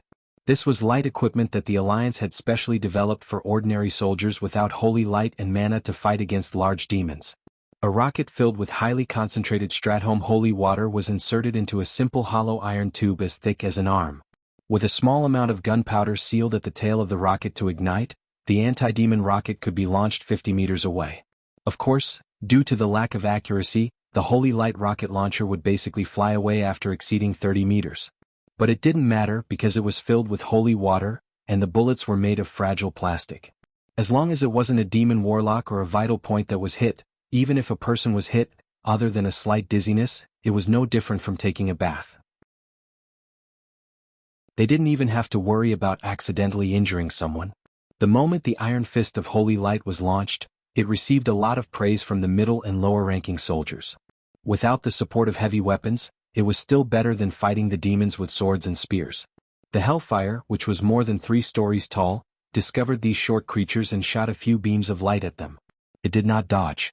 As a meat shield in the Burning Legion's charge, the word dodge never existed in its mind. Using the Iron Fist of Holy Light to fight it was as easy as shooting a target during training. Several Holy Light missiles left a long trail of golden flames behind as they plunged headfirst into the Hellfire's huge body. It was very eye-catching. The ferocious body of the Hellfire suddenly stopped, and then in a short second, rays of golden light escaped from its body. Bang! With a loud bang, the whole Hellfire was blown to pieces in front of nearly 100 Alliance soldiers. Ah! Long live the Alliance! Long live Duke Marcus! The thrill of defeating a monster that was larger than one could imagine was indescribable. Thomas, like the other Alliance soldiers, shouted excitedly and whistled. Only then did he realize that the young mage behind him wasn't very surprised. "You've seen the hellfire with your own eyes?" Mark Dooku, who was being controlled by Duque, smiled. "I saw it on Mount Hyjal." Oh, that's amazing. Brothers, protect this young mage, Lord Dooku. He experienced the Battle of Mount Hyjal. Wow, amazing. The soldiers beside him chimed in. A situation that even Duque didn't expect happened. The soldiers around him spontaneously formed a circle with him as the center. Seeing Duque's dumbfounded look, Thomas smiled. "Don't be surprised. This is just the experience of everyone in the war. We're not the lucky Stormwind or Lordaeron, and we're not dwarves or elves either. The scattered soldiers of the other small countries are used to grouping around the strong." Duque understood immediately. Even today the Alliance still claimed to be the 11 kingdoms, but only he himself knew how much of an exaggeration it was. Originally, among the 7 human kingdoms, Gilnis had left the Alliance after World War II and had been closed off. There were only 6 left. Even though all of the 7 kingdoms had had their capital destroyed, Stormwind, which was the first to be destroyed, recovered the best. Today, because of Duque's existence, the 6 human kingdoms in the Alliance had long been divided into different levels. Stormwind was the strongest, Lordaeron and Dalagen were second, Kurtiras and Alterac were a level lower, and the weakest was naturally Stormguard, which hadn't even recovered its kingdom title. The people of Stormguard were also tired. After Duke Marcus, who was born as a commoner, became the uncrowned king of the Alliance, the nobility had faded a lot. However, ideas that had settled down for 2,800 years were not so easy to change. When Torrential Fortress was destroyed, their disappointing king, Garen Trollbane, died at the hands of the Scourge army, and was humiliated into becoming a servant of the Lich King. Thinking about how awesome Garen's father, King Salas, was, beating up the trolls was as easy as drinking water. Compared to this brainless and cowardly person, the brave Highlanders felt extremely aggrieved. Restoring a kingdom was not an easy task. Even if the Alliance's commander, Duque, had already said that he would support the people of Stormguard to restore their kingdom, they still needed a king. Unlike the Barra family in Alterac, the few old Highland nobles were basically the same in terms of reputation and power. It could be said that none of them were willing to submit to the others. At this time, the higher-ups of the Alliance revealed that the Highland hero of the Second Battle of the Dark Portal, Daneth Trollbane, was not only the nephew of the late King Salas, but also bravely led the vanguard to attack Draenor for the Alliance. The people of Stormguard were instantly excited.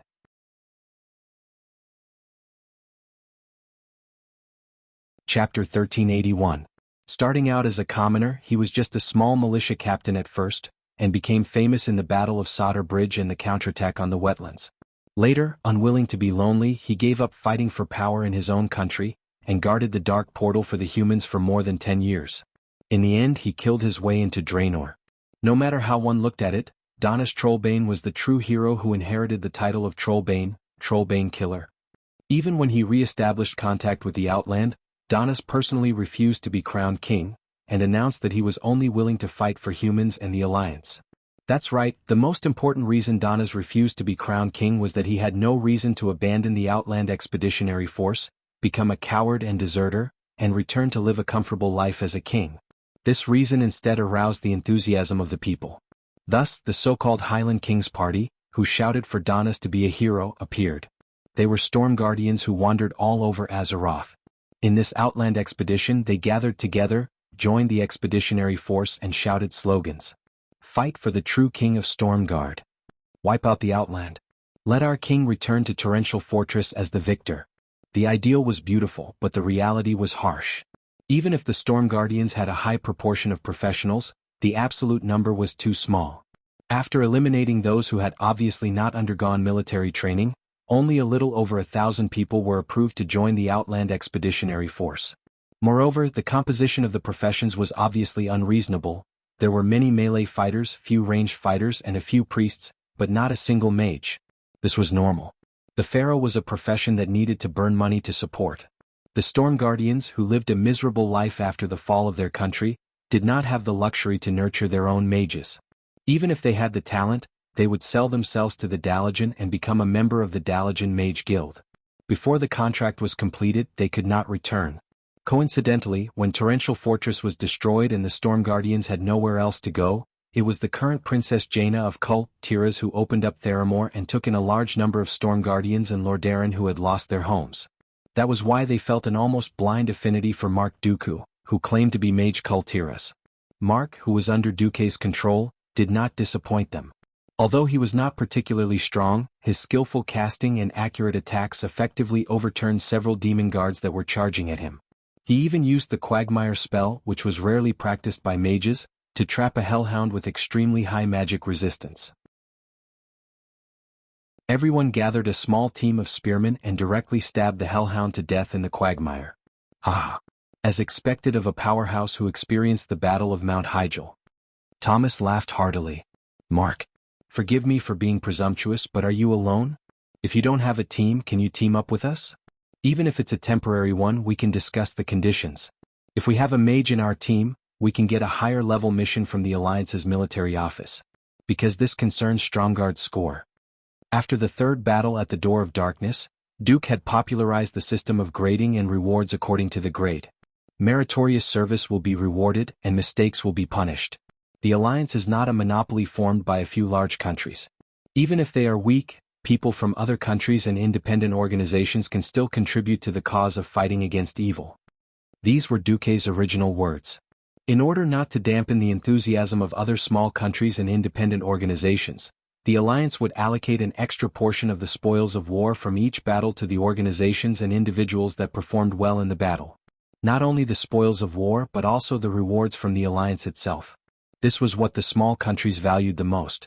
If the organizations or individuals from the various small countries worked together to obtain enough points, the Alliance could even tilt their policies and allocate manpower and resources to help them fulfill their dreams of revival. For example, an organization that had a certain amount of points proposed to revive a certain village in the Earthy Highlands. The Alliance would send someone to conduct an evaluation and give a score after the event. As long as someone was willing to give enough points to support this plan, once the points were met, the Alliance would send a large number of craftsmen to rebuild the village, opening a path for mountains and building a bridge for rivers. The last group to receive special support from the Alliance was the Wildhammer Dwarves of the Eagle Nest Mountain. Because they had enough points, Duke directly used public funds to pay for the entire Lightning Tank Division of the Iron Stove Fort and let them drive their tanks into the hinterlands. They used steam tanks and all kinds of modern machinery to create a new defense line that was more than 3 kilometers wide along the Varroan Lake in the middle of the hinterlands. With this line of defense, the scattered giant demons that had yet to be exterminated would not be able to sneak up on Eagle Nest Mountain. This made the territory controlled by the Wildhammer Dwarves at least twice as large. That's right. This was the welfare policy of the Alliance to support weak countries. While it greatly increased the cohesion of the countries and organizations in the Alliance, it also raised the reputation of the Alliance to another level. This time, Duke also clearly marked the price of Stromguard's revival, starting from 2 million points. As long as any organization or individual used various means to gather 2 million points and inject it into the Stromguard project, the Alliance would fund the reconstruction of the broken Thoradin Wall and Solder Bridge, as well as the entire Rapid Storm City. The reconstruction of Rapid Storm City included the outer city walls, residential areas, and a palace that was not inferior to the Stormwind stronghold. If you wanted to raise the standard in this project you could, but please give more points. From increasing the number of city walls, improving the quality of the city walls, to building train tracks from Rapid Storm City to South Shore, to turning the residential areas into villas, there was a wide variety of free choices. The people of Stromguard were overjoyed. They wanted to bet their whole race on the spot and earn 2 million points first. Unfortunately, dreams were beautiful but reality was difficult. Even though the Alliance had a clear price for points such as a demon guard worth 10 points, it was still far from 2 million points. So they had to win over all the allies they could. Faced with Thomas's invitation, Duque smiled. I am a wandering mage and I have also tasted the destruction of my country. Although Kul Tiras has been rebuilt, I will not forget the days when the people of Stromguard fought alongside me in Theramore. Alright, I agree. Thank you very much. At this moment, in Karazhan, Jaina looked at Duque with a little surprise. Oh my dear, what the hell are you trying to do? You painstakingly asked me to give you Kul Tiras' identity card, just to help Stromguard restore its country? Duque smirked. Rapid Storm City has to be rebuilt no matter what. This concerns the face of the Alliance. Haven't several countries been rebuilt before? Yes. The problem is that the queens of these countries have all followed me. Now I have to make it seem like the alliance is not my word.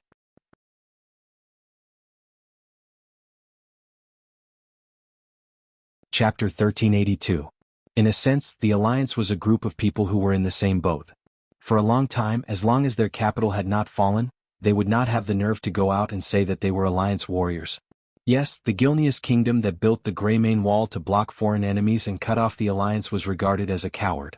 The unkillable Stormwind relied on Du Wei's amazing methods to perfectly restore the kingdom and jumped to the top of the alliance. Queen Kalia of Lordaeron was promoted by Duque. Everyone knew that she became the queen because of Duque. For the same reason she vowed not to marry. Okay, the same went for Kuel Salis, Alterac and Kurtiras. Without exception, the Marcus family's Chamber of Commerce did their best to support the restoration of these declining kingdoms. They invested a lot of manpower and resources, rebuilt transportation, sold molded building materials at low prices, and even enjoyed interest-free loans if they had no money. The collateral was only a 30-year concession to certain minerals or specialties in these countries. It was because of this comprehensive support, including the economy, people's livelihood and circulation, that these kingdoms could recover quickly. There was even a widely accepted saying, "You want to restore the kingdom? First have a beautiful queen, then send her to Duke Marcus' harem. Then the country can be revived." When the alliance was in a power struggle, this method was the fastest and most effective. It could allow Duque to complete control of the alliance in the fastest and most peaceful way. When Duque completely controlled the alliance, this method seemed to be inappropriate. The reason why the alliance had such a thriving vitality in history, where the capitals of the various countries were constantly in trouble and the world was repeatedly destroyed, was because of the tolerance that was born for the sake of a common goal. If the alliance only had the appearance of an alliance, it would actually be the empire's plaything. One day the alliance would collapse, and that day might even come before the Burning Legion's attack. This required Duque's higher political wisdom to deal with this matter. No matter who he wanted to protect in private, he had to at least be fair on the surface. There were many countries in the alliance that had fallen. Now there was Stromgard that could be saved.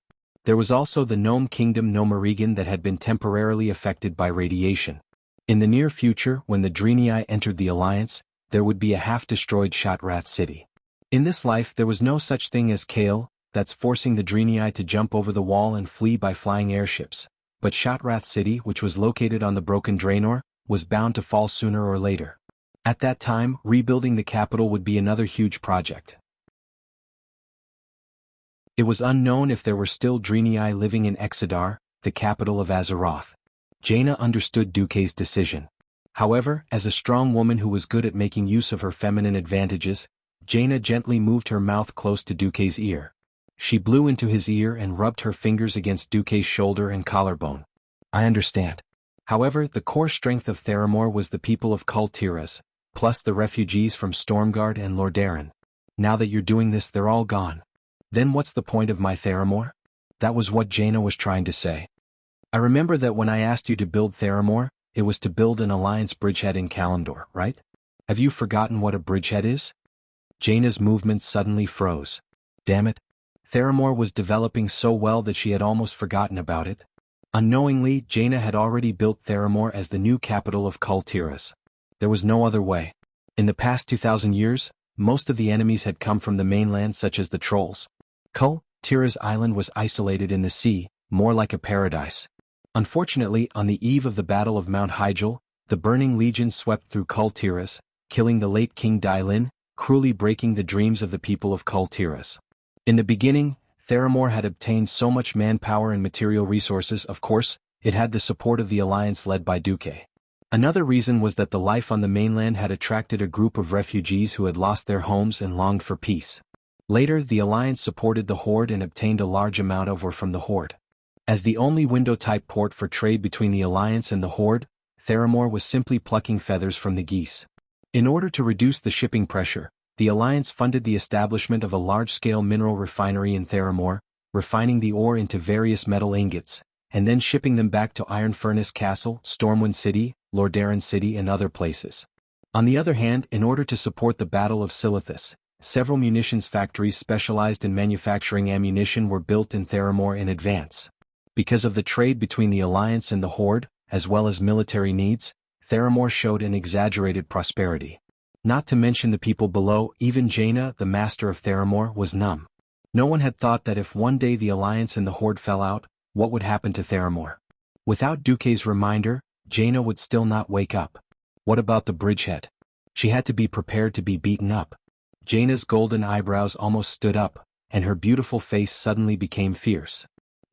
The Horde has the ability to take down Theramore first, and besides, who dares?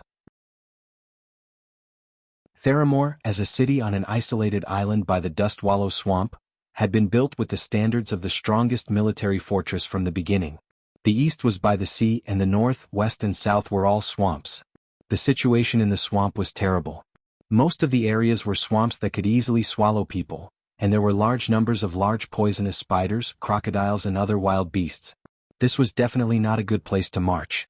By the way, to the south of the Dustwallow Swamp was the nest of Duque's Mount, Onyxia, and there were thousands of Draconians wandering there. To enter Theramore City, they had to cross an extremely wide waterway.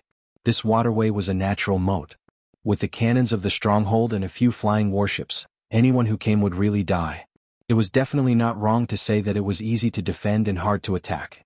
Jaina was not bragging, but with the current strength of the Horde, even if they used the entire Horde's regular combat power, they would not be able to defeat Theramore.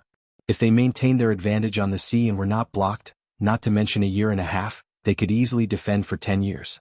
Duque smiled. Of course you're in an invincible position with conventional tactics. You're just afraid that the other side will use a super magic bomb or something.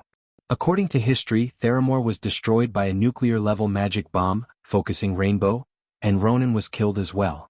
Jaina, who had spent almost all of her youth on Theramore, turned white overnight because of this.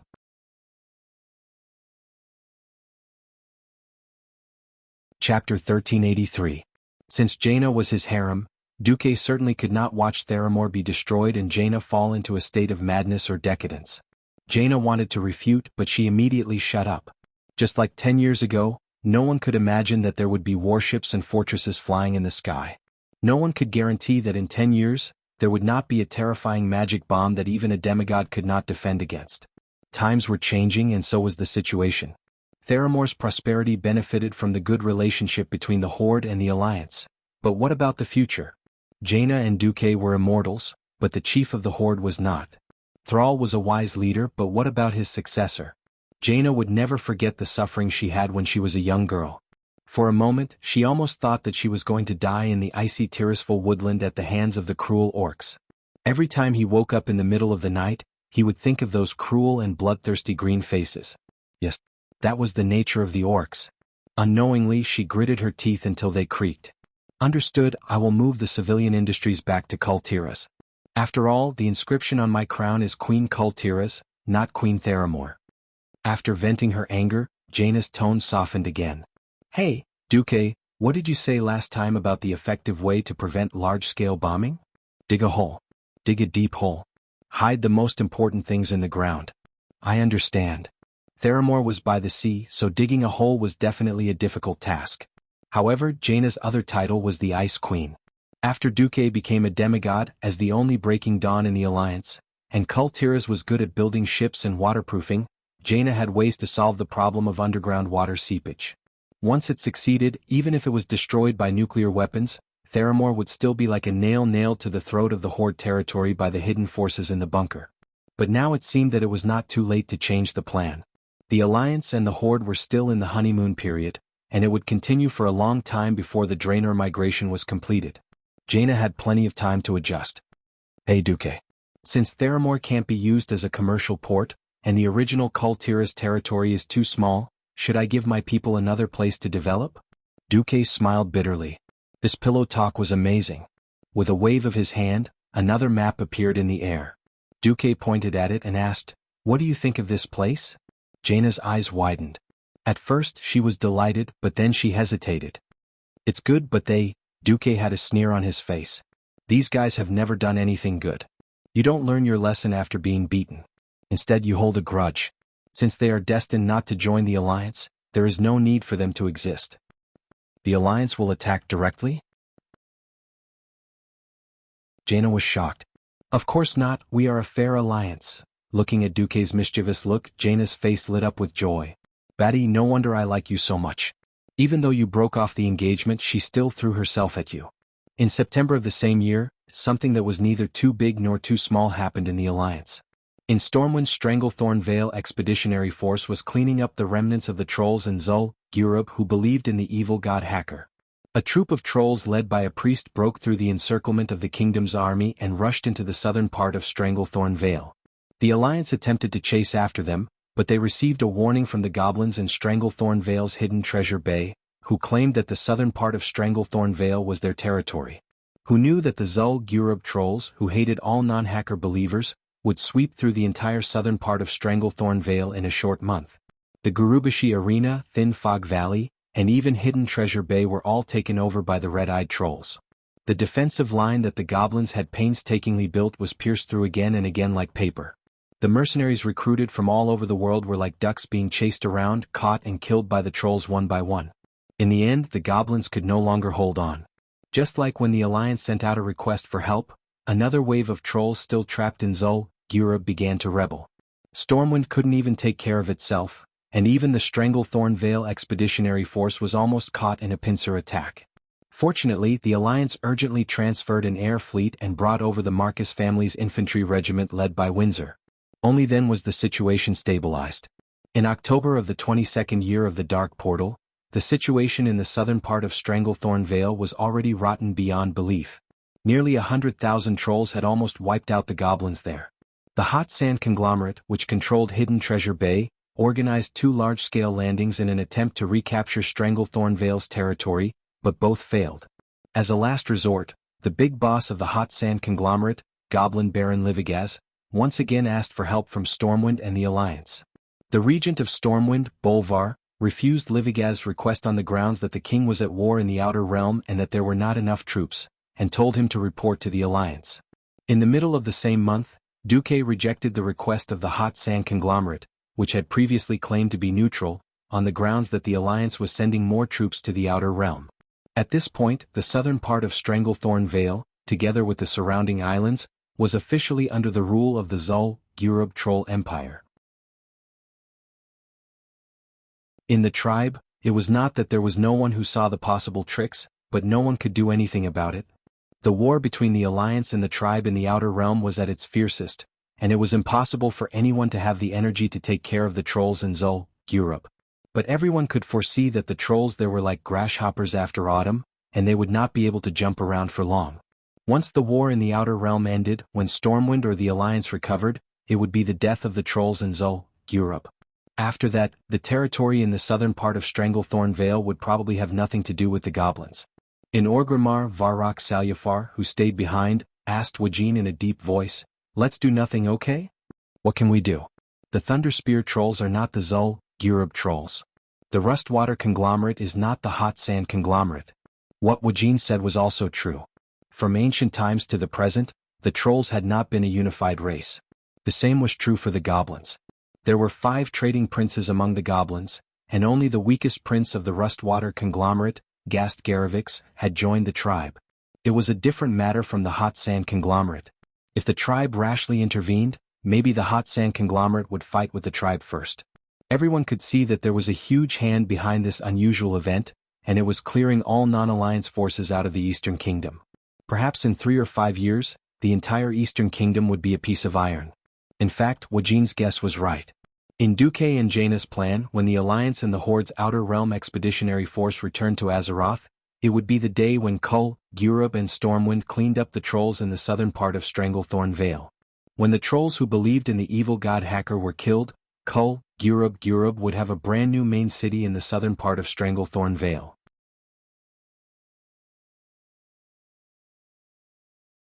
Chapter 1384. Duque had no qualms about swallowing the goblins' territory. In the game he felt that the goblins were notorious and disgusting. In Booty Bay and other places controlled by the Hot Sand Conglomerate, if you accidentally touched the wrong mouse or used your magic staff to graze a goblin's skin, countless goblins would rush out from every corner to gang up on you. There was nowhere to run and they would beat you to death with a stick. Therefore, some players did not hesitate to rely on the Bloodsail pirates just to gang up on the goblins. In this life, illusion became reality. The goblins used the name of neutrality to do dirty things, which was even more exaggerated. Not to mention the most ruthless venture capital companies among the goblins, they were a classic example of evil. They dared to trample on all human laws with only a 300% profit.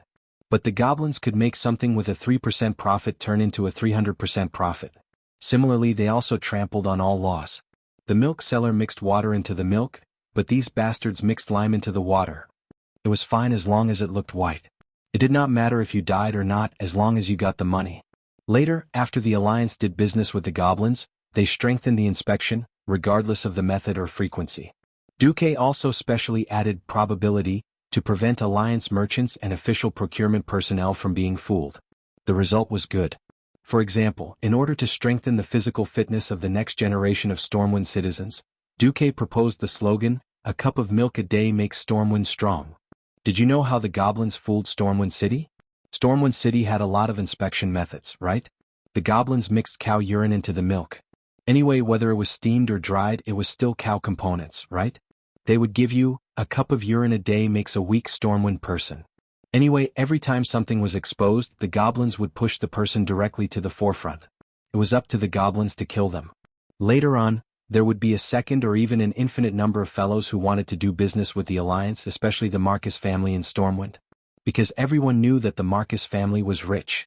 In the early years, the goblins organized various theft gangs to blow up Duque's family's treasury. After many failures, the theft turned into fraud. In any case, every time it was exposed, the goblins would immediately disassociate themselves and claim that it was done by their subordinates. They were absolutely neutral. Only a goblin who successfully swindles money from the Marcus family is an outstanding goblin. This kind of crazy and twisted values had become more and more intense during the period when Wuxia was in charge of the Marcus family's finances. The goblins were like moths flying into a flame. Wave after wave of swindlers appeared, attempting to swindle the goblins and become famous among the goblins. It was only after Duque returned from the War of the Ancients and cut off all trade with the gnomes that they started to restrain themselves. The Alliance's cold treatment of the various groups of goblins was also an important reason for forcing the Rustwater conglomerate to lean towards the Horde. The Rusty Water conglomerate joined the tribe 10 years earlier than the original history. Although the tribe had obtained a lot of goblin technology, the consequences of introducing these cancerous tumors was really ha. So this time, the Alliance borrowed the hands of the trolls to clear the goblin forces in the entire Stranglethorn Vale. From the venture capital company camp in the middle of Stranglethorn Vale to Hidden Treasure Bay, one of the pillars of the hot sand conglomerate, Duque really had no psychological burden. When the Outland expedition was over, Duque would gradually reduce the living space of the goblins step by step. Perhaps one day there would be no more goblins in the entire Azeroth, and the world would really be much more peaceful. Duque opened up the magic network while controlling the war in Stranglethorn Vale. At the same time, he also remotely controlled Mark Dooku, who was in the Outland. Out of bad taste, the name he used 10,000 years ago was attached to this doppelganger. Due to perfect control, this Mark also showed impeccable human habits. He needed to breathe, eat, drink, and defecate. Occasionally, he would make mistakes when casting magic due to the scattered elements in the Outland. No one doubted that this high-end wizard who had fought side by side with them for so long was actually a puppet-like imitation. William and Thrall had a good time working together. From the middle of Hellfire Peninsula to the Dark Portal in the east, there was a path of glory. This was the path that the old Horde had taken when they gathered here and prepared to cross through space to attack Azeroth. Of course, looking at this path now, it was a little ironic. This was because the target that the old Horde had tried to conquer was now fighting back with the new Horde. Although it was to liberate the beastmen who were threatened by the Burning Legion, it still felt strange. In order to make each other feel at ease, on that day, after taking care of the demon army that had obstructed the Alliance army from entering the Outland, the Alliance and the Horde used the path of glory that traversed through Hellfire Peninsula as the dividing line. The south was controlled by the Alliance. With Fort Glory and the Vanguard camp at the Dark Portal as the core, a series of sentries and bunkers were built to form a line of defense and ensure the supply line. The north was handed over to the Horde. With the support of the Alliance's resources, the Horde only took 2 months to build a medium-sized fortress, Salma. From October onwards, the Alliance and the Horde split up and attacked Hellfire Fortress together. There were differences in the distribution of specific tasks. The Horde mainly dealt with the fell beastmen. They used as many non-lethal methods as possible, such as throwing nets and the tear-inducing aura provided by the Alliance, to capture their demonic brethren and imprison them and send them to the rear. The reason why these fell beastmen were so violent was because of the blood of the Lord of the Abyss. Magtheridon couldn't compare to his boss, Manaroth, but if the dosage was large, it would still be quite troublesome. Almost every day, close to 1,000 fell beastmen would be sent through the dark portal to the Warhammer camp in the northwest of the Blasted Lands. There, they would be treated by the Horde shaman's natural magic. After a certain amount of poison and demonic power was expelled from their bodies, they would be given Stratholme holy water and other methods to quickly get rid of the demonic blood in their bodies. Under the leadership of William, the Alliance broke through the walls of Hellfire Fortress and turned to attack Magtheridon's lair. On the 16th of October, Thomas suddenly received a notification from the mission announcer of Fort Glory, asking his team to head to Fort Glory to meet Daneth Trollbane. Thomas was overjoyed. Although the people of Stormguard had always wanted to meet this legendary next king, Daneth always did things according to the rules. They could meet for official matters of the Alliance, but they couldn't meet for private matters. Now that they finally had the chance to show their faces in front of the future king, Thomas and the others were rather excited. With Thomas and Duque in the lead, a few core members of the Highland Warrior group arrived at Fort Glory under the guidance of the guards. It had been a long time since Duque saw the 5 heroes of the Expeditionary Army, who were supposed to have statues erected in Stormwind City. He suddenly felt that his eternal youth was too much of a cheat. The handsome Daneth Trollbane from the second battle at the Dark Portal had now become a bald, white-haired old man.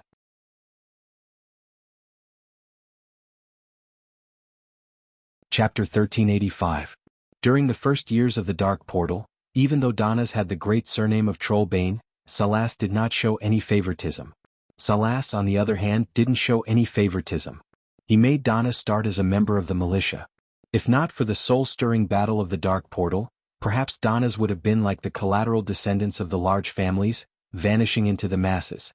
After surviving the Second World War of the Dark Portal, guarding the Watchtower in the Cursed Lands, coming to the Outland and becoming the manager of the Glory Stronghold, Danas used his conscientious character to prove his reliability to the world.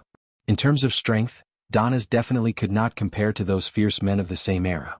Whether it was in the original history or in this life, he did not have any outstanding records of fighting a strong enemy. Not everyone could become the hero that was the center of attention. Many times, a general who could guard a region was far rarer than a fierce general who could charge into battle and seize the flag. Danas was obviously this kind of general. Steady and reliable. Seeing him like this, Duque sighed. The once young commander who did not know the taste of worry. Now, under the ravages of time, if someone told Duque that Danas was 60 years old, Duque would probably believe it.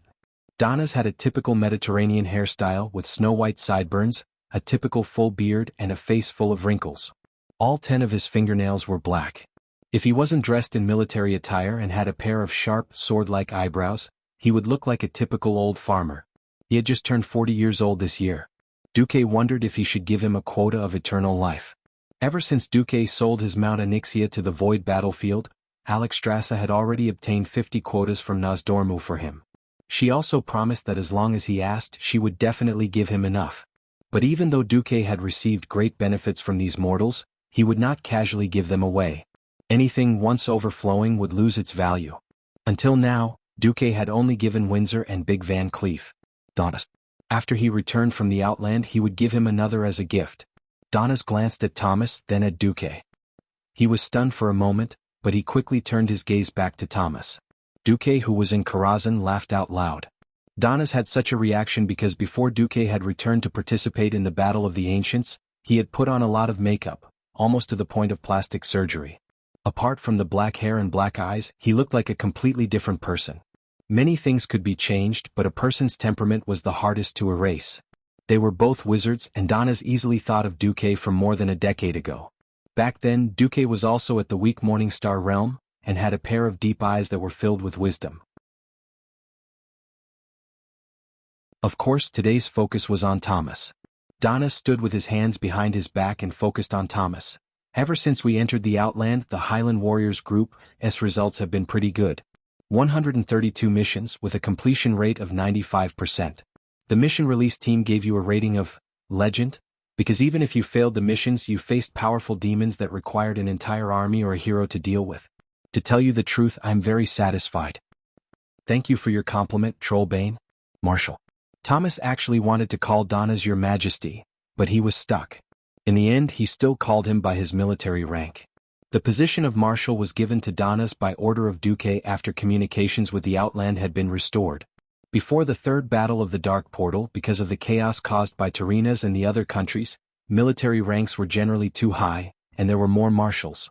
After being promoted, they could not be demoted, so most of the time, marshals did what generals did in the Second World War. Basically, the generals who could take charge of an area were all marshals. Donnas was an upright soldier and was used to the excitement of his comrades. Thomas had not said anything wrong, and he had no intention of pursuing the matter. "Alright, gentlemen, the Alliance would like to entrust you with a mission that is not mandatory. Because the danger level is quite high, there are no mandatory requirements for the results. This is an elite mission and the difficulty is high, so the points and rewards will be doubled. How many points and rewards you get will depend on your results." Thomas was excited and immediately stood at attention. "We will do our best to complete the mission. Don't agree too early. The Alliance needs a small to medium-sized team that's strong and smart enough to open up the connection between Glory Castle and Shotrath City that was once severed. Also, they need to collect the topographic map along the way. This isn't an easy task." Donnas smiled, his weather-beaten face had deep wrinkles. He was no longer young, but he envied the drive of those young people. Thomas had just turned 28, and was at the best age for a man. He was strong and had a lot of battle experience. As an old soldier who had experienced many wars, Donnas boasted that he could see through 99% of people, but he found that he could not see through this Mark Dooku. In his 20 years in the army, Donnas had seen all kinds of mages. Most of them were from the Dalajan and Stormwind City's Royal Magic Academy. Those little fellows were like flowers in a greenhouse, and needed a long time to adapt before they could become qualified battle mages. But Mark was different. In his eyes, there was no fear of the unknown, nor was he the kind of young man who had just entered the battlefield, fearless because of ignorance. His wise eyes seemed to be able to see through all the fog in the world. This was a calmness and magnanimity that did not match his age. According to the information, this mage Kultiras should have been unorthodox and not suitable for such an important mission. Donnas noticed that this Mark Dooku's identity was actually from Kultiras' court. Donnas thought to himself, maybe he's a disciple of some court mage who came out to train. Suddenly, Donnas's confidence in this mission increased. "You also know that the Alliance commander, His Excellency Duke Marcus, has become a demigod of the weave, right?" Thomas and Duque nodded at the same time. Donnas nodded to a white-bearded old mage beside him. The old mage said, "More than 20 years ago the Alliance still relied on people riding griffins. Most of the time they could only send messages on horseback. But today the Alliance can no longer do without magic. The Outland is a place where magical elements are quite unstable. Since the Second Battle of the Dark Portal, the Alliance has been using magic to send messages. It seems very bad here. Sometimes we can guarantee continuous communication for a few hours, and sometimes we can't contact the outpost 3 miles away for a few weeks."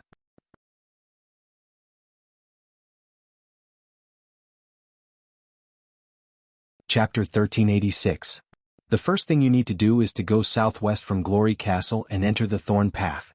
Set up a magic communication relay device every 5,000 yards. With them, we can guarantee communication in 99% of cases. Make sure they are in a safe place and not destroyed by monsters. Also mark them well. Your basic mission is completed. After saying that, the old mage bowed to show that he was done. Donna spoke again, "Next is the follow-up mission for the advancement. For every additional part completed, there will be double or even triple the points and rewards. The details are written in the report. First, if possible, try to reach Shotrath City. The Alliance urgently needs information on Shotrath City. Finally, if possible, try to escort at least one emissary from Shotrath City back." The mission was clear and the direction was clear. There was nothing much to say. Since entering the Outland, Thomas and the other Highland Knights had mostly taken on missions to clear the monsters around Glory Castle. They were very familiar with the terrain and the way to fight monsters. And this time, there was a big bug mount that was completely different from the Alliance. Although it affected the appearance of the city, it had to be said that the Karaji bug mount was really useful. It had a high IQ and could basically understand the master's thoughts under the control crystal. Not afraid of death, able to fight, even if the bug was thrown to cover the rear, it wouldn't complain. It could climb mountains and wade rivers, and it wasn't picky with food. It could eat dead monsters, rotten meat, rotten wood, and even its dead companions could become food. Basically, other than being ugly, it was all good points. Everyone was quite disgusted with the Alliance letting go of those bugmen who had killed so many of their compatriots. As the war went on, everyone accepted these strong bugs. The Horde had the battle wolves, the Alliance had the bugs. It sounded a notch lower, but it felt more useful than the battle wolves. Moral integrity was not as valuable as life. No taste, no moral integrity or life was more important. As long as one was in the middle or lower ranks, they would choose it. And the bug mount could be replenished endlessly. Delicate things like battle horses were not so easy to replenish. The mission was decided. At this moment, in the bedroom on the top floor of Karazhan, Jaina reclined on the chaise longue, elegantly sipping a mouthful of black tea. Then she put down the exquisite white porcelain cup and quietly watched the internet addict demigod play games. Of course, she didn't know that Dumuk's dream before he transmigrated was to have his own game room with a big screen and top-notch equipment. Even playing Minesweeper with a 4-way Titan graphics card was a decadent and depraved game. On the contrary, Jaina felt that Duque, who was working hard, was very charming. Due to the damage to his Azeroth astral soul, he had no choice but to stay behind. He had no way to conduct the frontline command that he loved the most, and he had no way to personally participate in the great adventure against the evil enemies. Yet, he was still able to find joy in this kind of situation, using his imagination to find a new solution. Sure enough, only a man like this was qualified to possess her in such a domineering manner. He even made her accept the fact that she was just a part of his harem without any complaints or regrets. Hey Duque, are you really not going to consider directly intervening in the affairs of the Outlands? Jaina asked as she rested her chin on her hand. Duque shook his head. Now that I think about it, even if I didn't want to stay here, I shouldn't have gone to the Outer Realms. Now, Kil'jaeden and I can be considered to be trading pieces. Duel? Indeed, if Duque did not go to the Outer Realms, he would be able to avoid the traps set by the Burning Legion in the Outer Realms. Duque did not move and Elun was also there, so they would be restraining Kil'jaeden. However, Duque used a remote control method to solve the problem of him not being able to directly participate in the battle. If it was any other powerhouse, they would most likely not be able to affect the overall situation because they had switched to a clone. Duque was a weirdo. As a transmigrator, he had used his intelligence to kill countless strong enemies. He believed that this time would not be an exception. Anyway, even if he really lost, it would only be a clone and he could make it in half a day. Although I don't have unlimited revivals this time, I will play the Clone War with you. Let's see if you're afraid. The next day Thomas and the rest were ready. The Highland warriors had 38 people, a total of 120 insect mounts. It could be said that one person rode 3 mounts. They majestically set off from the south gate of Honor Castle, taking a detour to the Thorny Path. After leaving Honor Castle, Duque looked at the sky and secretly sighed. What's wrong? Thomas asked. Nothing, it's just that I can't get used to this kind of world. Indeed. No matter how many times I see it, I won't get used to it. This sky that was close to eternal night. There was no sun, no clouds, there was only blurred and illusory darkness. From time to time, an unknown bolt of lightning would flash through the sky, piercing through the boulders that were spinning in the sky. The gravity was obviously normal, but there were boulders floating in the sky. There was no sunlight, but the closer they got to the scarlet dry ground, the brighter it became. This kind of unscientific scenery felt strange no matter how one looked at it. From the reddish-brown hill where Honor Castle was located, if one followed the slope down, they would be surrounded by enemies. Anything that did not have an alliance insignia would attack you. Gulp, a sound that the recruits could not understand sounded from afar. Thomas and the rest immediately frowned. Immediately, a violent cloud of dust rose from afar. Hellboar, a dark elf scout had long since shouted from the left wing. Hellboar, a typical wild beast that had mutated due to the overflow of demonic blood. It had the extremely strengthened body of a demonic creature, as well as the instinctive ferocity of a wild beast. This thing roamed the entire Hellfire Peninsula. Almost every week, the Alliance would specially organize a hunt for it. Unfortunately, it could only reduce its numbers, but it was unable to completely eradicate this terrifying species. The Hellboar itself was not very strong in close combat. What was scary was its charge. Under a full charge, the Hellboar's tusks had once destroyed a new model tank. This wasn't an old-fashioned steam tank, but the Alliance's latest diesel tank. In the Outer Lands, because of the unstable air pressure, the steam engine starting condition was quite bad. The Alliance had no choice but to send the latest diesel tank to test it. Although diesel also had all sorts of problems, at least it could be used and it had more horsepower. The dwarves had installed an even more insane 130mm steel plate on the side of the tank. Even so, it had been directly pierced through, instantly destroying the engine and ammunition compartment, as well as losing 3 elite dwarf tank soldiers. Seeing this berserk hellbore charge over, Thomas frowned on the spot. If hit by that big thing, at least 2 or 3 bug mounts would be destroyed. Although the bugs were not bad in close combat, their relatively thin legs had always been their weakness. Bug mounts had no way of dealing with the charge. "I'll do it," Duque said softly. Lightly, a hole as thick as an arm appeared under the hellbore's front hooves. The hellbore's charge became the biggest killer. The instant its left front leg sank into the ground, its charge and weight directly tore off its entire leg.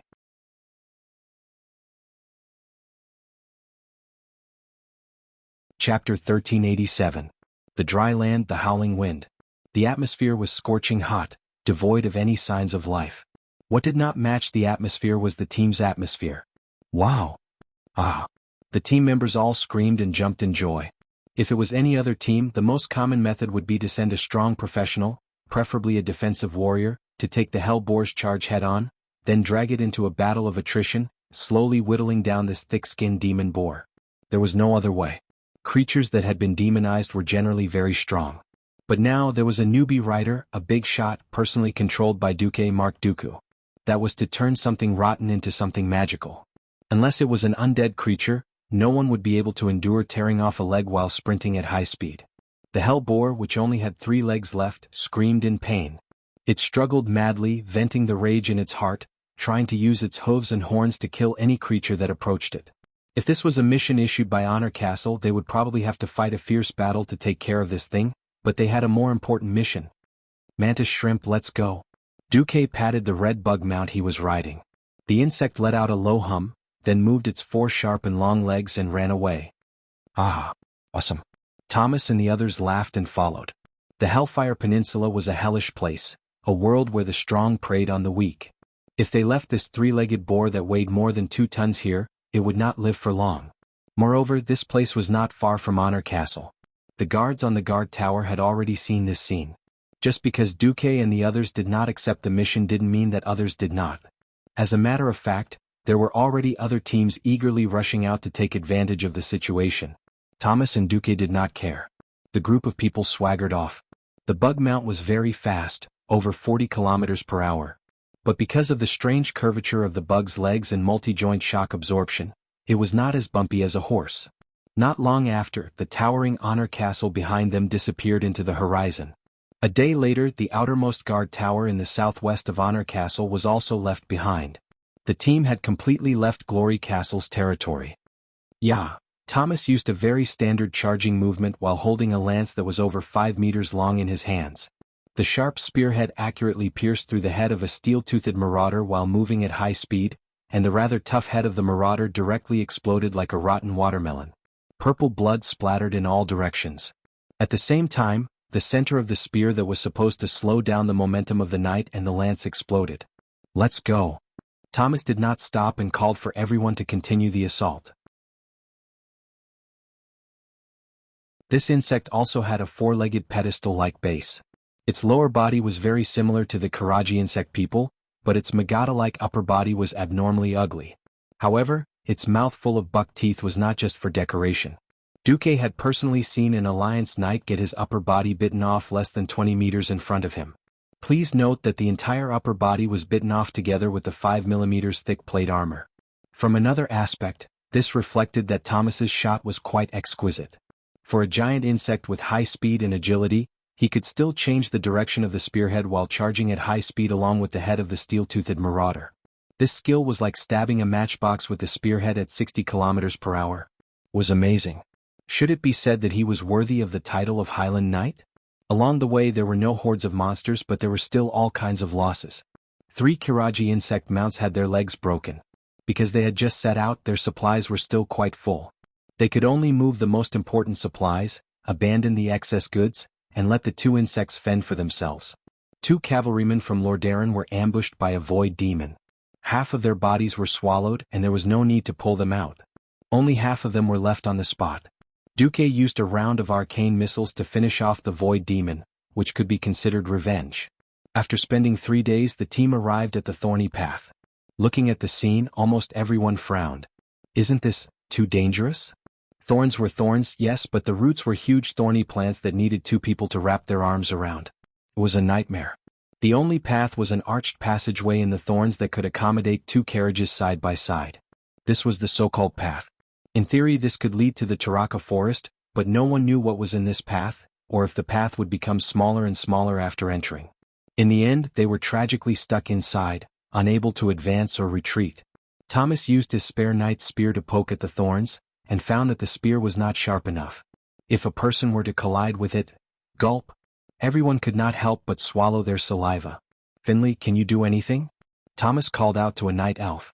As a member of the Cenarian Expeditionary Force, Finley Swift's spear was specially transferred here for this mission. This elite druid looked at it, carefully sensed it, and shook his head. No. The land here is full of corrosion and decay. My power is not enough to affect the land here. Not to mention these thorns that have been here for at least 1,000 years. Thomas looked at Duque again, and Duque also shook his head. These hardened thorns were quite resistant to fire even if they were dead. If Duque's main body was here, he would have flattened it. Finally, he looked at the sky, and soon Thomas gave up. There were still many flying beasts wandering in the sky. They circled back and forth, gauging each other's strength. From time to time, a raptor would suddenly attack another, and then feathers, blood, and even organs would fall from the sky. The prize for the winner was the corpse of the loser. The Alliance tried to send a team of griffins over, but only one griffin knight returned alive, and he died not long after. Let's go in. I'll go first. Shaking his head, Thomas took the lead and rode the worm into the thorny path. The dense thorns quickly blocked out all external light. Even with a torch in hand, they still had the vague feeling that they would die the next moment, and be impaled on the thorns. This was a path that no one had used for at least 10 years. If not for the fact that most of the thorns had died due to the decay of the land, such a path would have long been covered by plants. Even so, the team was still extremely careful. The only fortunate thing was that Duque gave way to a dozen fireballs. The team formed a long snake formation around them, allowing the light to be slightly better. At this moment, Thomas, who was at the front, suddenly heard a scream coming from a place further ahead. Someone was attacked. You're tuning in to the Han Lee's Wuxia Adventures YouTube channel. We're so grateful for your support, and don't forget to subscribe to join us on this incredible journey through captivating stories. Your generosity through donations truly makes a world of difference, as it's the primary source of revenue that allows me to expand and enhance this channel for you. Thank you from the bottom of my heart for being a part of this adventure.